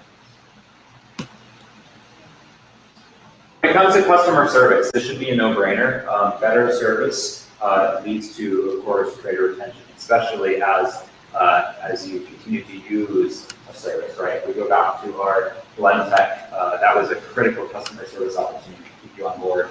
And I would assume, and correct me if I'm wrong, but if you're going to recommend something, you might make that your first option, right? And the power of great customer service when it comes to a few bucks, maybe 10 or 20 bucks to ship a product back and forth, and then the manufacturing cost to replace it, can end up repeating itself very often in referral sales. So companies that understand this and execute it very well do much better. And this, yes, is absolutely a marketing function, or at least should have marketing involved in the conversation. 94% of customers who have a low-effort service will buy from that company again. 89% of consumers have stopped doing business with a company after experiencing poor customer service. And 70% of buying experiences are based on how the customer feels they are being treated. Not what is fair to them, just how that experience makes them feel. Something to consider when you're dealing with service opportunities. So, surprise and delight then. Prompt personal service with human follow-ups. Like, there are ways to integrate this into marketing. We're about to launch a subscription box product, and one of the first things that goes out after someone has become a customer is a survey to ask them, an automated survey done through marketing automation, email marketing, a marketing function, right? Is asking them about their experience, connecting them with one of the founders, so they have direct access to someone who can talk and engage them about their experience, and also direct access to a nutritionist to give feedback and ideas on the recipes that they want to get in their organic smoothie box or whatever. So that is a marketing function in that sense, because we're building it, designing it, executing it, and analyzing the performance, and the emails and surveys start to come back in. So prompt personal service is great. Going the extra mile for customers, Zappos has a great story. I think I mentioned in the beginning, there's a great book called Delivering Happiness, which I would recommend anyone who is in marketing or business. Really just takes not even like 5 or 6 hours it takes to read that book. Where, because they treat customer service and marketing as a marketing expense, really, they empower the customer service reps to go the extra mile. So like one customer did purchase that day, and when they had a follow-up call with their customer service rep at Zappos on the phone line, they let on that they had a payment for tax, and they were just having trouble like focusing on their shoe buying process. That customer service rep sent flowers to the funeral from Zappos. There's plenty, and there's so many stories about Zappos going above and beyond customer service that the cost of doing that has been extended so far beyond in revenue. So finding ways to do that through your marketing interactions is really important. Unexpected gifts are great. If you have to find a way in your CRM system, which is marketing, which should be involved in our CRM, to look at people who have been loyal customers and find ways to deliver value to them is great. Or start having a conversation with them about why they're continuing to be such a loyal customer, doing online surveys, rewarding them for additional activities, great opportunity there. Ask them for feedback, right? Very important. And then, I like this one, showing personality in your communication. Remember that the people who you're dealing with back and forth in any kind of customer service, anything that's public facing, it's an opportunity to continue your marketing efforts.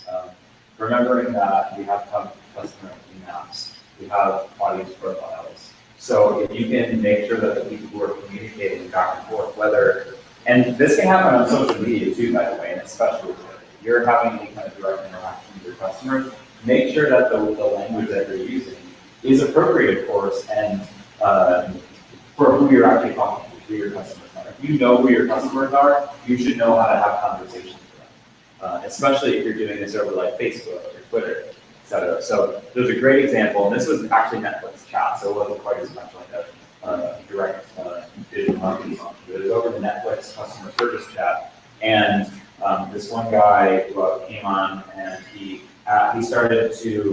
made some little joke about being like a Star Trek character. He started talking like, oh, Captain Kirk doesn't like when he can't watch the Star Wars or Star Trek, excuse me.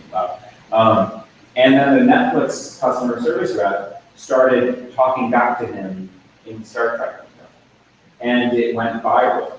The entire conversation that they had, this guy posted it on Reddit or something, and the whole conversation went viral. It was shared across social media. It was a wonderful branding opportunity for Netflix. So sometimes, if you empower the people who are having direct communication, whether it's over a digital marketing channel like social media, or just in your day-to-day interactions in like online chat or something, your email communication, can be wonderful. Your automated response, when somebody fills out a form or goes to a thank you page, the pre-designed communications can absolutely include personality that surprises and delights people. And so look for opportunities to do that. Good quote from Tony Hsieh: "We view the money that we spend on customer service as marketing money that improves our brand," and that speaks exactly to this. It should be no surprise that user experience is also an opportunity to really retain your customers, right? If people really like how the process is going.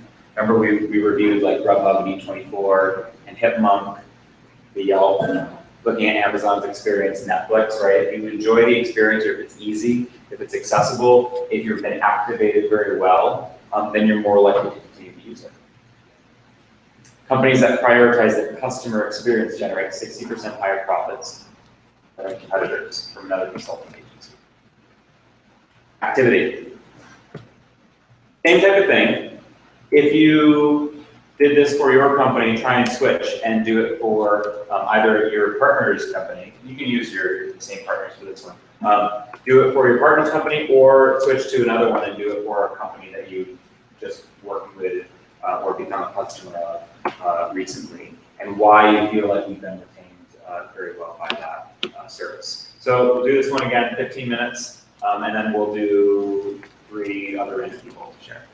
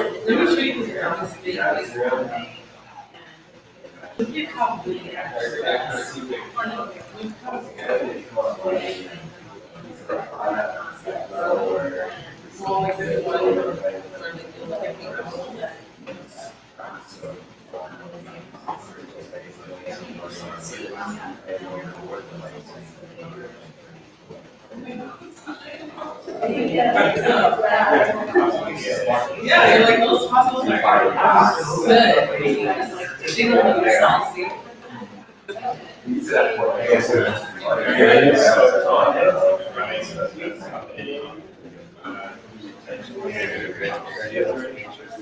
Yeah, but you was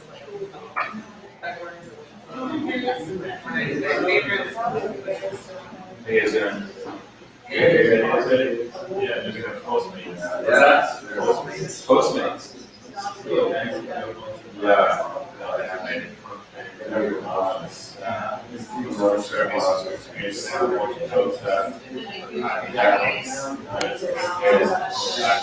It's really great when a company really small for they all kind of consider themselves out. I'm gonna be fair.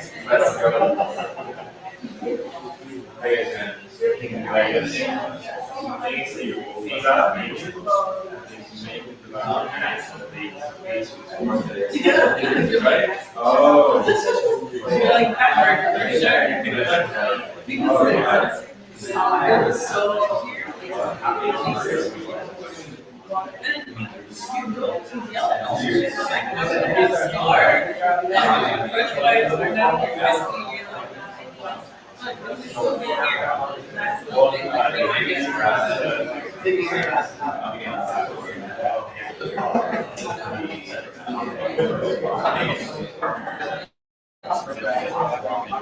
We'll want to do that on my director's website.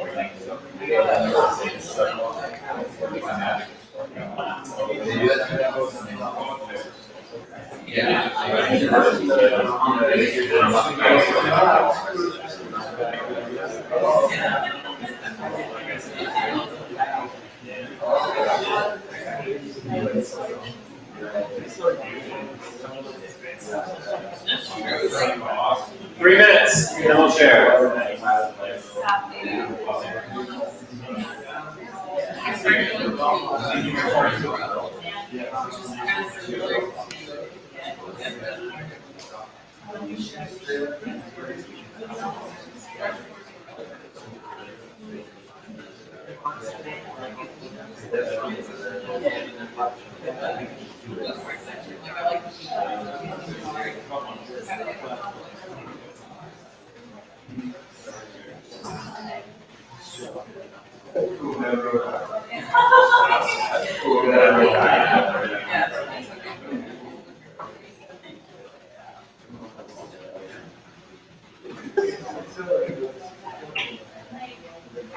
Yeah.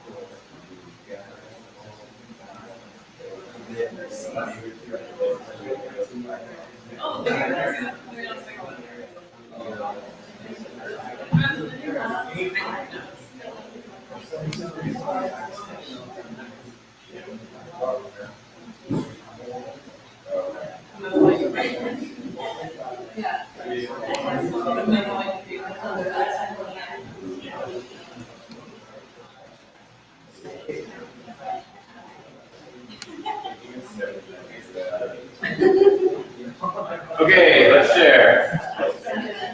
Whichever group of these three wants to go first. We're gonna do referral tactics, either from your company that you wanna do for your final project, or a company product or service that you've used. Who's going first? Guillermo, Aaron, or Mark? All right. Aaron, what's the company you're gonna use for? Never gonna be the company I'm gonna work with. Okay. So actually, got a few things that are different categories, but for loyalty perks, definitely have like a loyalty program and. Just remind us again the service. Oh, it's IT and cloud hosting services. So there's a broad variety of services that people could or would buy from us, and they might not necessarily buy it all at once.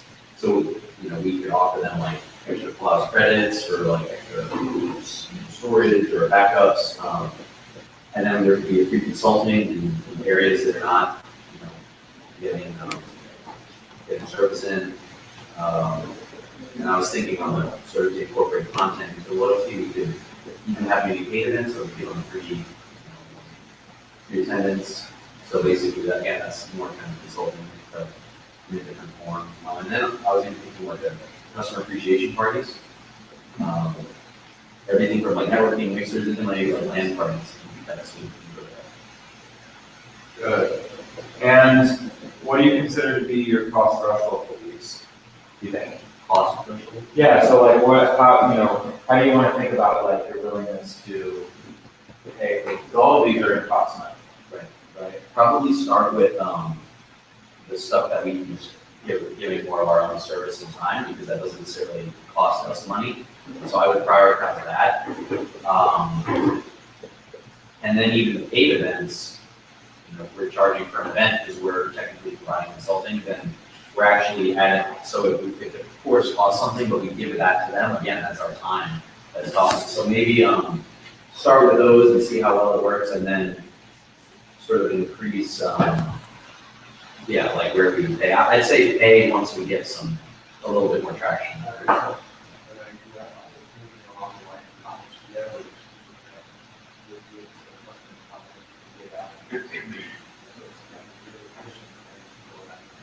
Yeah, and there's some other ways to think about it too, right? When you run an event, there is fixed costs and variable costs, right? So like a variable cost might be like when General Assembly hosts like an info session and pizza and beer there. It's not that expensive.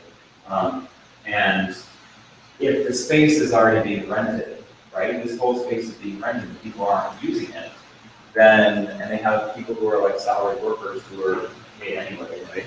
Then it's basically, it's a free fixed cost, or no cost, and there's a small variable cost for them, like to get extra pizza or beers or going on, and just use the beers like they don't do. But in that case, the extra money that they're spending on an event like that, and they, of course, they do all their digital marketing to get people there, do the ads, they do the landing page to sign up for an info session. How many of you guys came to an info session before signing up for this course?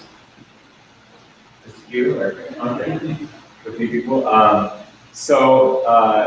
It depends. I guess it depends course to course. But the info sessions help to go often to bring like a course from like 10 or 12 people who enrolled. It helps often get to the maximum of the point. And also another thing that helps people is they start off with a workshop and then they see the value of it and then they build up. They do a few more workshops. They build up to a full part-time course. But the other element of doing an event like this is that General Assembly looks a lot better and more like they have it together when the place is packed all the time.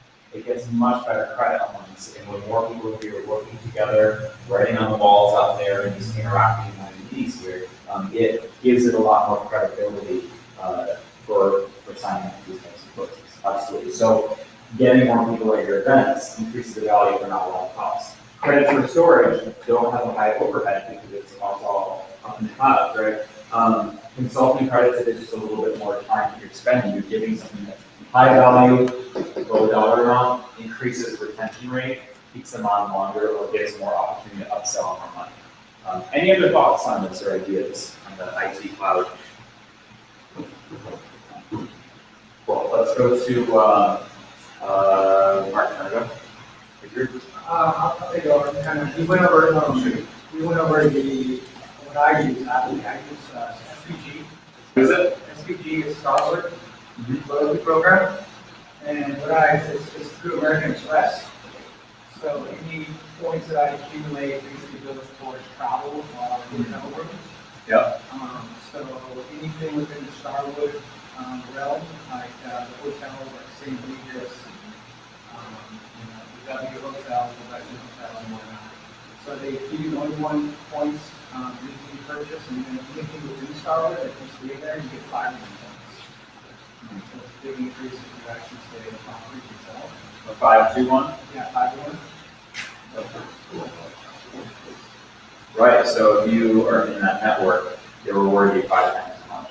Yeah. So, So, for that, I like to, travel out, depending on, so it really helps with savings for me, especially when you have that yeah. But they offer promotions and events that you can attend as well. Travel promotions, restaurants you can go to, you can come as well. But it's definitely good attention. Awesome. You know, the funny thing too about rewards and loyalty programs and whatnot, especially with point systems, is that, you know, this is without even saying, like, I could ask you, like, what is a point equal and things like that, but it almost doesn't really matter in this case because different companies have different levels. But just the comparison point of 1-to-1 for a lot of the things, but 5-to-1 for this specific conglomerate creates this idea for us that we get so much more value if we stay within the identity, right? It doesn't really matter what the identity is. We're always remembering that we get 5 times as much for staying within their family or properties there, which is fine. So, And nice thing too is for the programs that you can do like late checkout, then buy checkout, you can early check in, you get free Wi-Fi. So there's a lot of benefits by doing this. yeah, and those are like all the little things. I know it's like you show. I know I get it. I go to Vegas and I'm like, they don't have free Wi-Fi now, right? I should go to a Motel 6. Anyone else have experience with card reward programs that do this kind of stuff? Yeah. I Any? use, booking, the Amex too, and we kind of Julie, my husband, we use the, and the other day, it's a Marriott, that's it, Marriott chain, and wherever we travel, it will usually go to Marriott based on, hey, points to get the executive lounge, the alcohol, things like that. Right. Yeah, and so it will make us choose them over anybody else. So I'm working on that coming now, to get us up to and that Right. process right there. Yep, you get the bonuses. It's almost like gamification, if you will. Like not only are we going to give you stuff, but we're going to give you a fancy title and a fancy card and make you feel extremely important. So awesome, perfect examples. All right, who is remaining? It was yes, Guillermo. All right. So we got Postmates. Postmates. And what's this again? It's a delivery, food delivery service, but more than food, they have clothing, so, Oh, it's just like a courier service, or they just have a selection of stuff that just deliver? I think they have, courier service, because they can have agreement with, restaurants and places where you can actually do the menu online. Oh, okay. So the user experience that they use is really, really nice through their app. They have really nice content and design, so they have to pay a premium. It's really expensive to get stuff from them, like the delivery charges are about $10. But I think with their content and user experience and customer service, they make you think it's worth it. Well, so they're targeting a particular clientele, right? They're targeting people who it's not worth it to them to leave their home to do this, right? I'm guessing there's a lot of people who are like big names who would use something like this. Actually, it's funny. I saw what looked like not charter bus, but like one of those party bus or party van kind of thing. It was the size of this, but it was actually like a big, like very stylish looking truck, and it was a barber shop on wheels or something like that. It was like luxury barber shop to go or something. And the barbers actually go bring all of their stuff to like homes of people who don't want to like go out in public and do that. So it's more for like celebrity A-listers. But this type of deliver everything to you is starting to cater to people who it's not worth their time to go to the store and navigate. They just want to click a few buttons, and they're willing to pay 10, 20, 30 bucks for delivery, depending on what they're actually getting. Even if it's just one item, sure, I'll get toothpaste and I'll pay an extra $5 for the delivery because it's not worth it for me to go out and do things for the world. What are some of the things they do though to retain their customers? So you said the user experience is good, the customer service is good. What are some of the things that they actually do? They do really great promotions, like I spent a year ago down in the app, like, he had a pop up, like, oh, you know, get a 6-pack of stuff for $4.99. And that's it, no delivery charge. So they have like those incentives where you don't really have to do anything. Just trying to do Right. And that's kind of like a retention slash activation strategy, yeah. Where do you think the customer service and user experience, well, the user experience, the app is easy to use and all that stuff, right? What about service? Well, I called them like in the middle of the night to ask them where my card was going through, and they were very like confident. So I'm not calling them about the forward Right. It's pretty darn good customer service in the middle of the night to do that. If response times are really fast, regardless of as long as they give you a channel where you can get your problem solved quickly. If they don't have business hours during that time, great, but as long as they're solving your problem very quickly, it's awesome. Yeah. Anything else for either what they do or opportunities for retention? Something like this. Or open up thoughts for something like this where you can retain customers better. Someone does this once, right? They do one delivery. How do you get them to go to do this again? I think one option where you can reorder based on that previous order. I guess it's something that makes it easier. Just go back and just do it promptly, the order, and Right. Why do we think that Amazon, if it's a type of product that you would order often, why they give you the subscription version of it, right? If you are into like bodybuilding and you get the protein powder thing, they get that you probably are ordering, a lot of these people who are ordering on a regular basis, they can mine their data in their CRM to figure out that a certain percentage of people are buying a type of product on a regular basis. So if you give them the option to do subscription, give them a little discount and incentivize them to stay on board so they're not thinking about going back to purchase, then their purchasing is happening at a greater frequency and their retention rate stays up. So any opportunity you can do to ease the process of bringing them back is a user experience function that increases your retention. And there are a lot of things you can do from a digital marketing perspective to do this. So it's kind of like the one click, which is like Grubhub and Eat24 do the exact same thing. They save your order. So if you go to a Thai restaurant and you love the same 3 dishes, you remember that restaurant, you remember that order, you go back, you click it again, and you're done. Instead of in 20 minutes of figuring out what you want to eat, you're done in like 2 minutes. Those are great techniques for companies like these.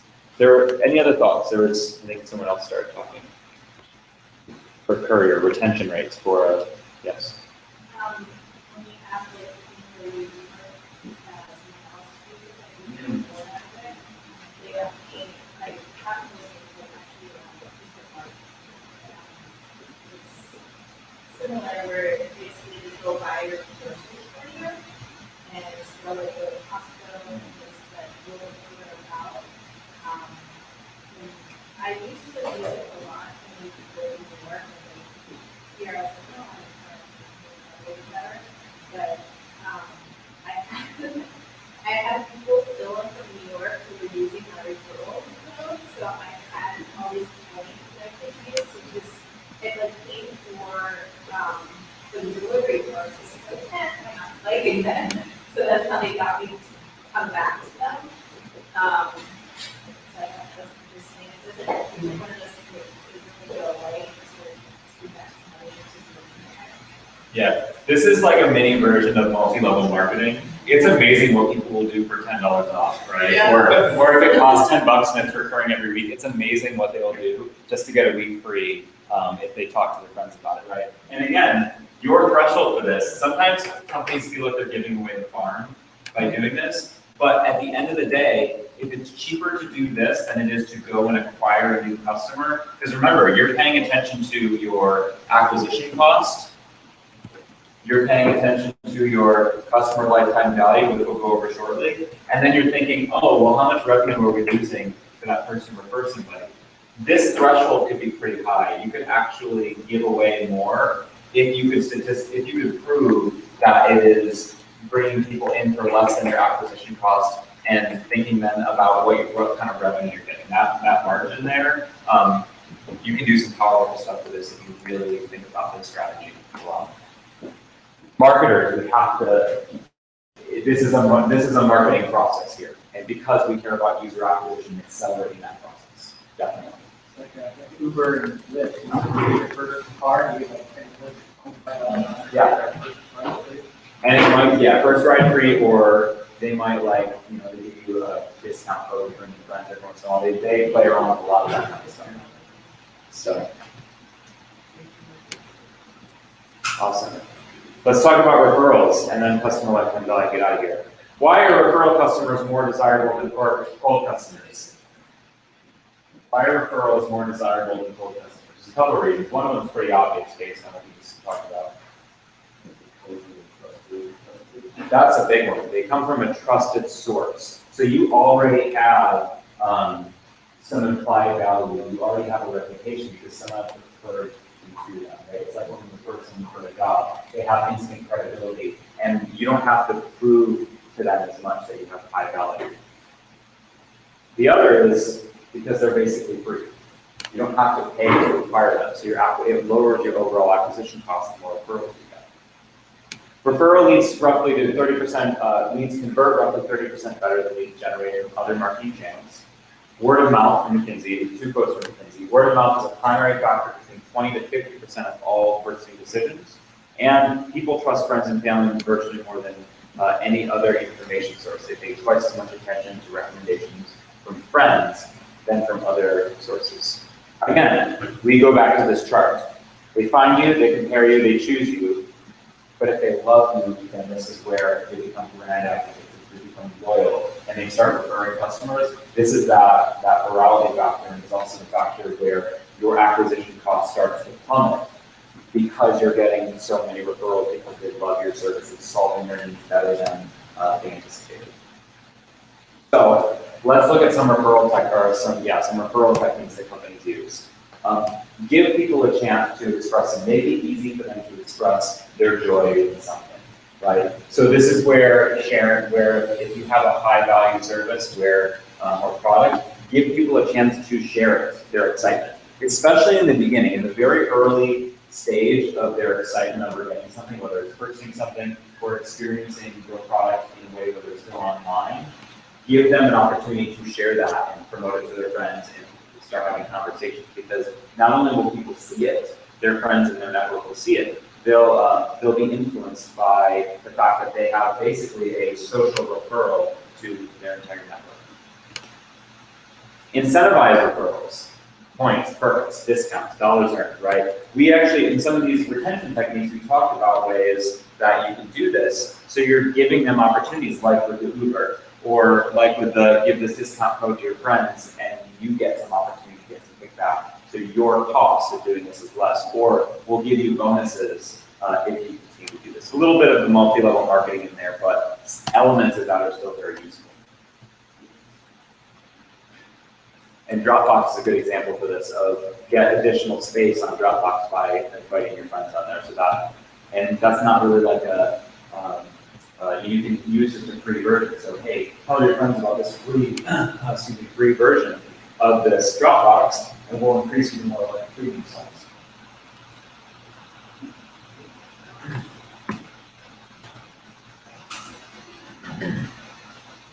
Leveraging influencers is also important. If you can identify whatever way that you can, either by looking at your CRM, paying attention to people who are engaging with your brand in different channels, social media is a great place for this. If you can identify people who are your best or loudest positive customers, find a way to get them to leverage that, right? Those are people who you should be in some way, shape, or form keeping up with, right? This is why companies do featured customer profiles. And they talk about the ways that these customers use it, because if they feature these people become louder advocates, right? Especially if it's a business customer in a B2B space that has a lot of influence within their industry. Or they become a really great, these are people you can turn into really great case studies, customer testimonial like videos, and other forms of influence that you can use in your own spaces or in your social media spaces. It's why we go to influencers in the social media space and blogging world to get them to promote because people are listening to them. In a way, even if they're not your customers, if you're engaging with influencers, then they become your referral source, right? Sometimes you have to pay them or give them things of pretty drastic value, the bigger their mounting budget becomes, the more followers they have. But if you can give them something of value that makes them want to share that with their audience, that can become a great method of acquiring customers. It's actually a strategy that we're going to be doing because the service that's launched for this organic smoothie box, one of them is a mama box, which is completely designed around for pregnant moms and for mothers of families of a bunch of kids who may care about nutrition and stuff. So there will be a big opportunity there to get a bunch of just free users just because the person received the box and they love the concept and they share it. So that's a whole other strategy that you can use. It doesn't involve paid search or display advertising or trying to build up an email list. So there's an entire opportunity there to get referrals to third parties. Or you can just pay people and do sponsorships with influencers who some people really become your referrals in a sense because they follow a particular celebrity or personality. And so if you slap something on something, we can, not a straight up referral, but we can consider this type of influence as well. Thoughts on referrals? We're not doing an activity on this, but or any other interesting referral programs you've come across before? Outside of like rewards. Customer lifetime value. Incredibly important concept in the study of business. Customer lifetime value is perhaps the single most important metric for understanding your customers. Helps you make important business decisions about sales, marketing, product development, and customer support. In marketing, it answers the question, how much should I spend to acquire a customer? Which, as we know, is a very important question to answer in digital marketing because we have the opportunity to measure how much we're spending and get to play with levers, especially in paid media, to reduce that. The products, how can I offer products and services tailored for my best customers? Customer support, how much should I spend to service and retain a customer? This model and also Zappos, how they treat customer service and what they're willing to spend to retain customers. And then sales, what types of customers should sales reps spend the most time on trying to acquire, aka spend the most cost, customer sales, process, business development. If you're entertaining customers in the B2B space, knowing what types of customers are your best ones in different categories and what their CLVs are is very important. Two formulas, two ways of doing this. A basic version is to look at your average order value, and then you're not going to be like tested on this or anything. These are just slides to keep. One way of doing it is average order value minus cost per sale times your average number of sales times 1 plus your refer rate minus your acquisition cost. Example, your average order value is $200, your cost per sale, maybe your cost of doing business, you can measure this in different ways to come up with your gross margin. For 75, on average, your customers order 1.5 times throughout their life, so not that many sales. And they refer friends 20% of the time. 20% of the people refer, let's say, like one person, one friend, if you want to calculate that way. And your acquisition cost per customer is $50. When we do the math, plug in the formula, it works out to $175. Remembering that the average order value is 200 and the cost per sale is 75, so 125 in this case, as if you're looking at profit on this, the gross profit as $125. It's not really $125, it's actually $175 if you can measure the rest of these. That is maybe like 40% more than just getting that original sale. If you can remember, if you can know that and identify that, that changes your perception on what you're willing to do to acquire a customer. Here's another version, a little bit more advanced. A little bit more, I'm not going to try and read off that version of it. But we look at things like our customer contribution margin, our retention rate, our discount rate. Has anyone heard discount rate before? It's like the percentage, like a 10% or 5% that usually is impacted by things like inflation and the bigger companies, the opportunity cost of investing in the capital, how much it costs to acquire a customer, the revenue, and then the variable cost of acquiring a customer. The the margin, the customer contribution margin is the difference between the revenue minus the variable cost. So just some syntax here. But when you plug this in, if you were to know some of these similar factors, you could come up with a very different and sometimes more accurate number. If you have the percentage, for instance, if you know that you have a 75% retention rate, discount rate 10%, and acquisition costs. I like to use a discount rate of 10% because it takes into effect what we could do with the money if we weren't reinvesting in customer acquisition, and also accounts for inflation rate. But there's differences with that. You don't need to know this. Think about it when you start asking your financial person and if you have people who are data mining about when you need to answer how much does it cost to acquire. You could spend on a $125 sale a little bit more to break even. Is your average order value, is that per customer or just across all the customers? Well, there's different ways that you could measure this. Like you could apply this differently across. This is like generally like an aggregate. So let's say like if we took all of our customers and divided by the number, all of revenue divided by the number of transactions, then on average it's then 200. This comes into effect when, especially when there's a wide range of purchase values. For instance, with the LA Galaxy viewer, I was trying to figure out what they were willing to spend on advertising to acquire a customer. And so our way of looking at that was, let's take the average order volume for last year, which is how much revenue we take sales to do minus the service fees, divided by the number of people who made a transaction, the number of transactions. Because sometimes people order one ticket, sometimes people order 5 tickets. They had 2.5 tickets was their average, and it was like a $50 average, no, it's like a $30 average ticket price. So it's something like $70 or $80 for that. So that was the threshold. It was like $60 or $70 they were willing to spend for an order. You're coming at like $30, so we knew that it was a 2 or 3 times ROI. So that's where this comes into play because I have to ask these questions so I know. If they don't know, I need to know what are you willing to spend for me to get more customers for you whenever we're doing things like paid advertising. How much money you want to and if you can figure this out, then you can manage your cash flow better, and you have a better way to scale. And trust me when I say that knowing this, if you ever go to seek funding from investors, is huge, absolutely huge. Questions?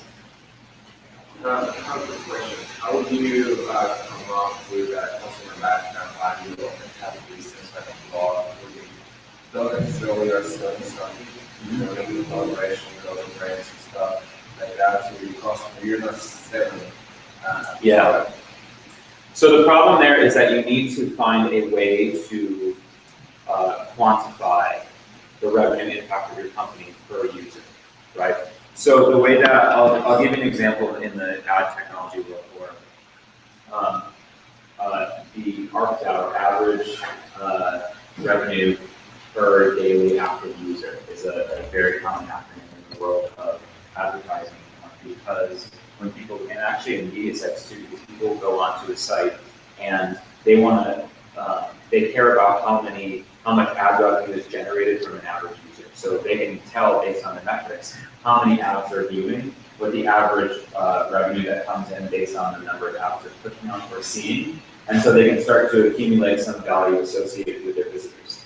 And if you have statistics from Google Analytics that shows how many unique sessions come in, and then you have some way of looking at your revenue that's tied only to those visits, then that is one way to think about your that's kind of like your average order value, right? And if you then measure how many times they come back to the site over a period of time, that starts to line up with some of these metrics here. You just have to use different vocabulary for it and find a way to say, instead of an e-commerce purchase, when they come to the site that one time, how much revenue is generated for that user, and that becomes your order value. And then you can start to be creative and like, what's the cost perhaps to run the site or show the ads, etc. So you have to be a little creative with it, but when you can work out those formulas, then this becomes a powerful model for you when knowing how to scale. Because if you're going to ask an investor and say, we want $500,000 to infuse into the site, they're going to want to know how much you're making per user that comes there.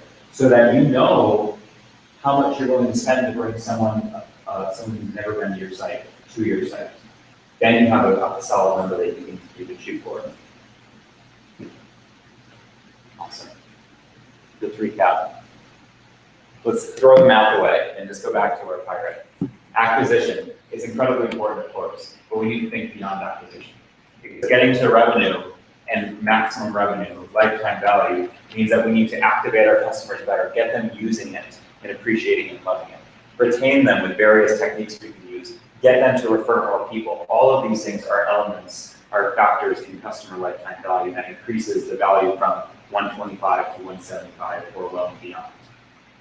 Think about the fact that if you were to get friends to refer 40%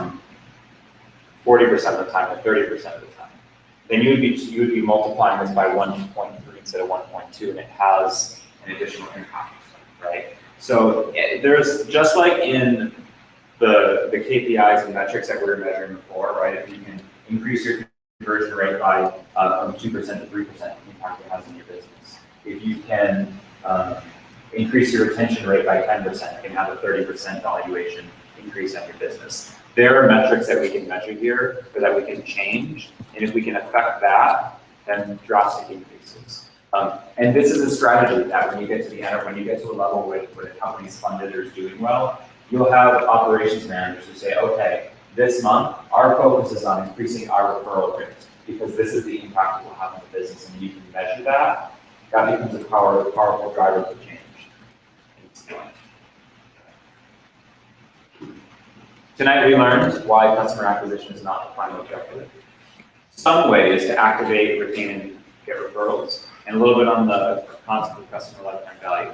How you can use this in your final project, and I hope you do, is consider these types of activities consider these three things in your marketing activities. There are ways that you can do this through your user experience design or improvements, through email marketing, through your website, search, advertising, social, content marketing.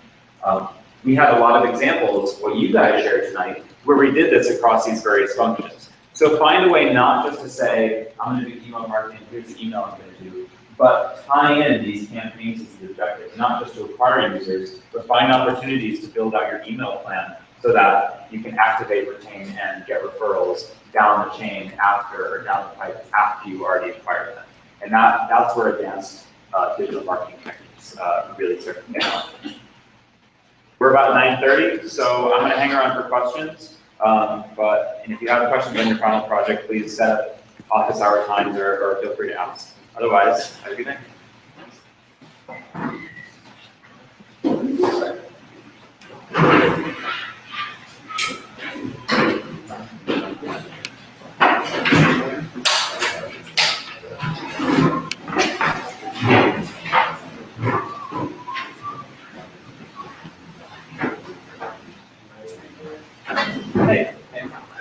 So I said, subscription service.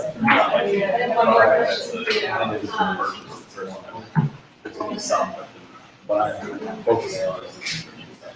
So like cost per person the site and figure out what it costs to have a sort of thing that generate a cost per user. So as it grows, that gets into a little bit more accounting, of course, when you think about this. You have to apply a little bit of accounting for amplifying to this. So it depends on how you want to measure it, because some people measure it based on like their industry. You don't have an overhead. What do you think? What makes sense costs to acquire customers? Your mom's a little bit more obvious, and as you scale, that changes. So that's a model that you want to go back to, right? That's the finance. What do we need from our costs or acquisition cost, cost of delivering the service rather. And it, you're also thinking about getting like So there's two sides. Put it down here. It's like I'll pay for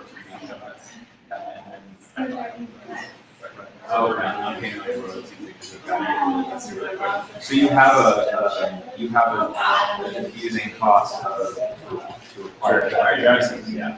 So that's kind of like there's a sort of Igualmente. happening, or you're spending the way that cost. kind of like a fixed cost.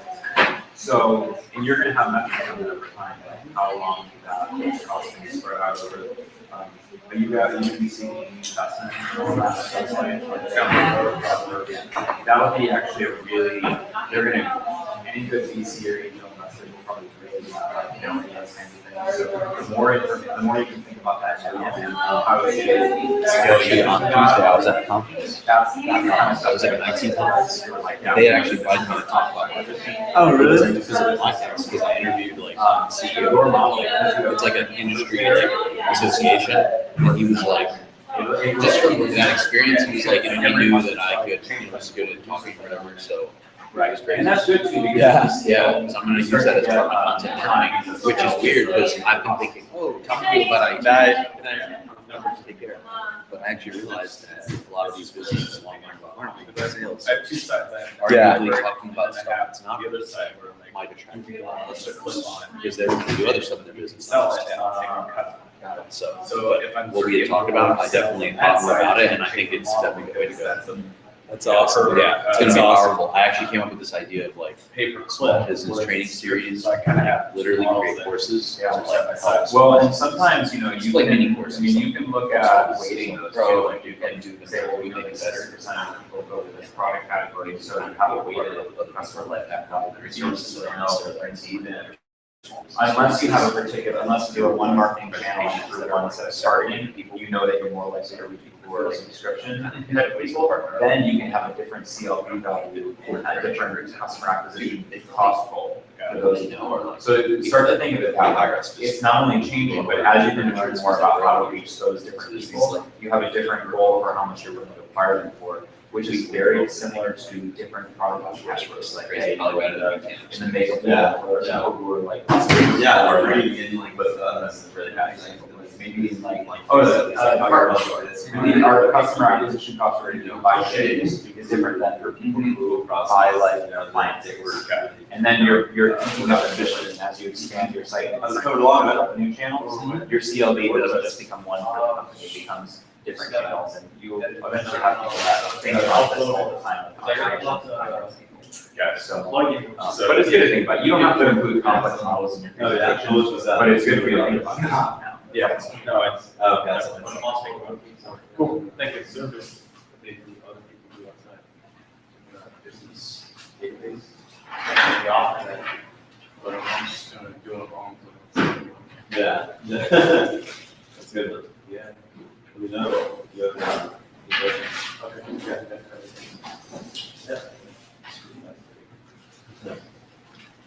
See you, man. Yeah, talk to you soon, man. But yeah, and I think, I've gotten a lot of feedback on our website, it's very like confusing right now. It's very like IT is plagued by, they all use the same jargon, and it's really, really annoying.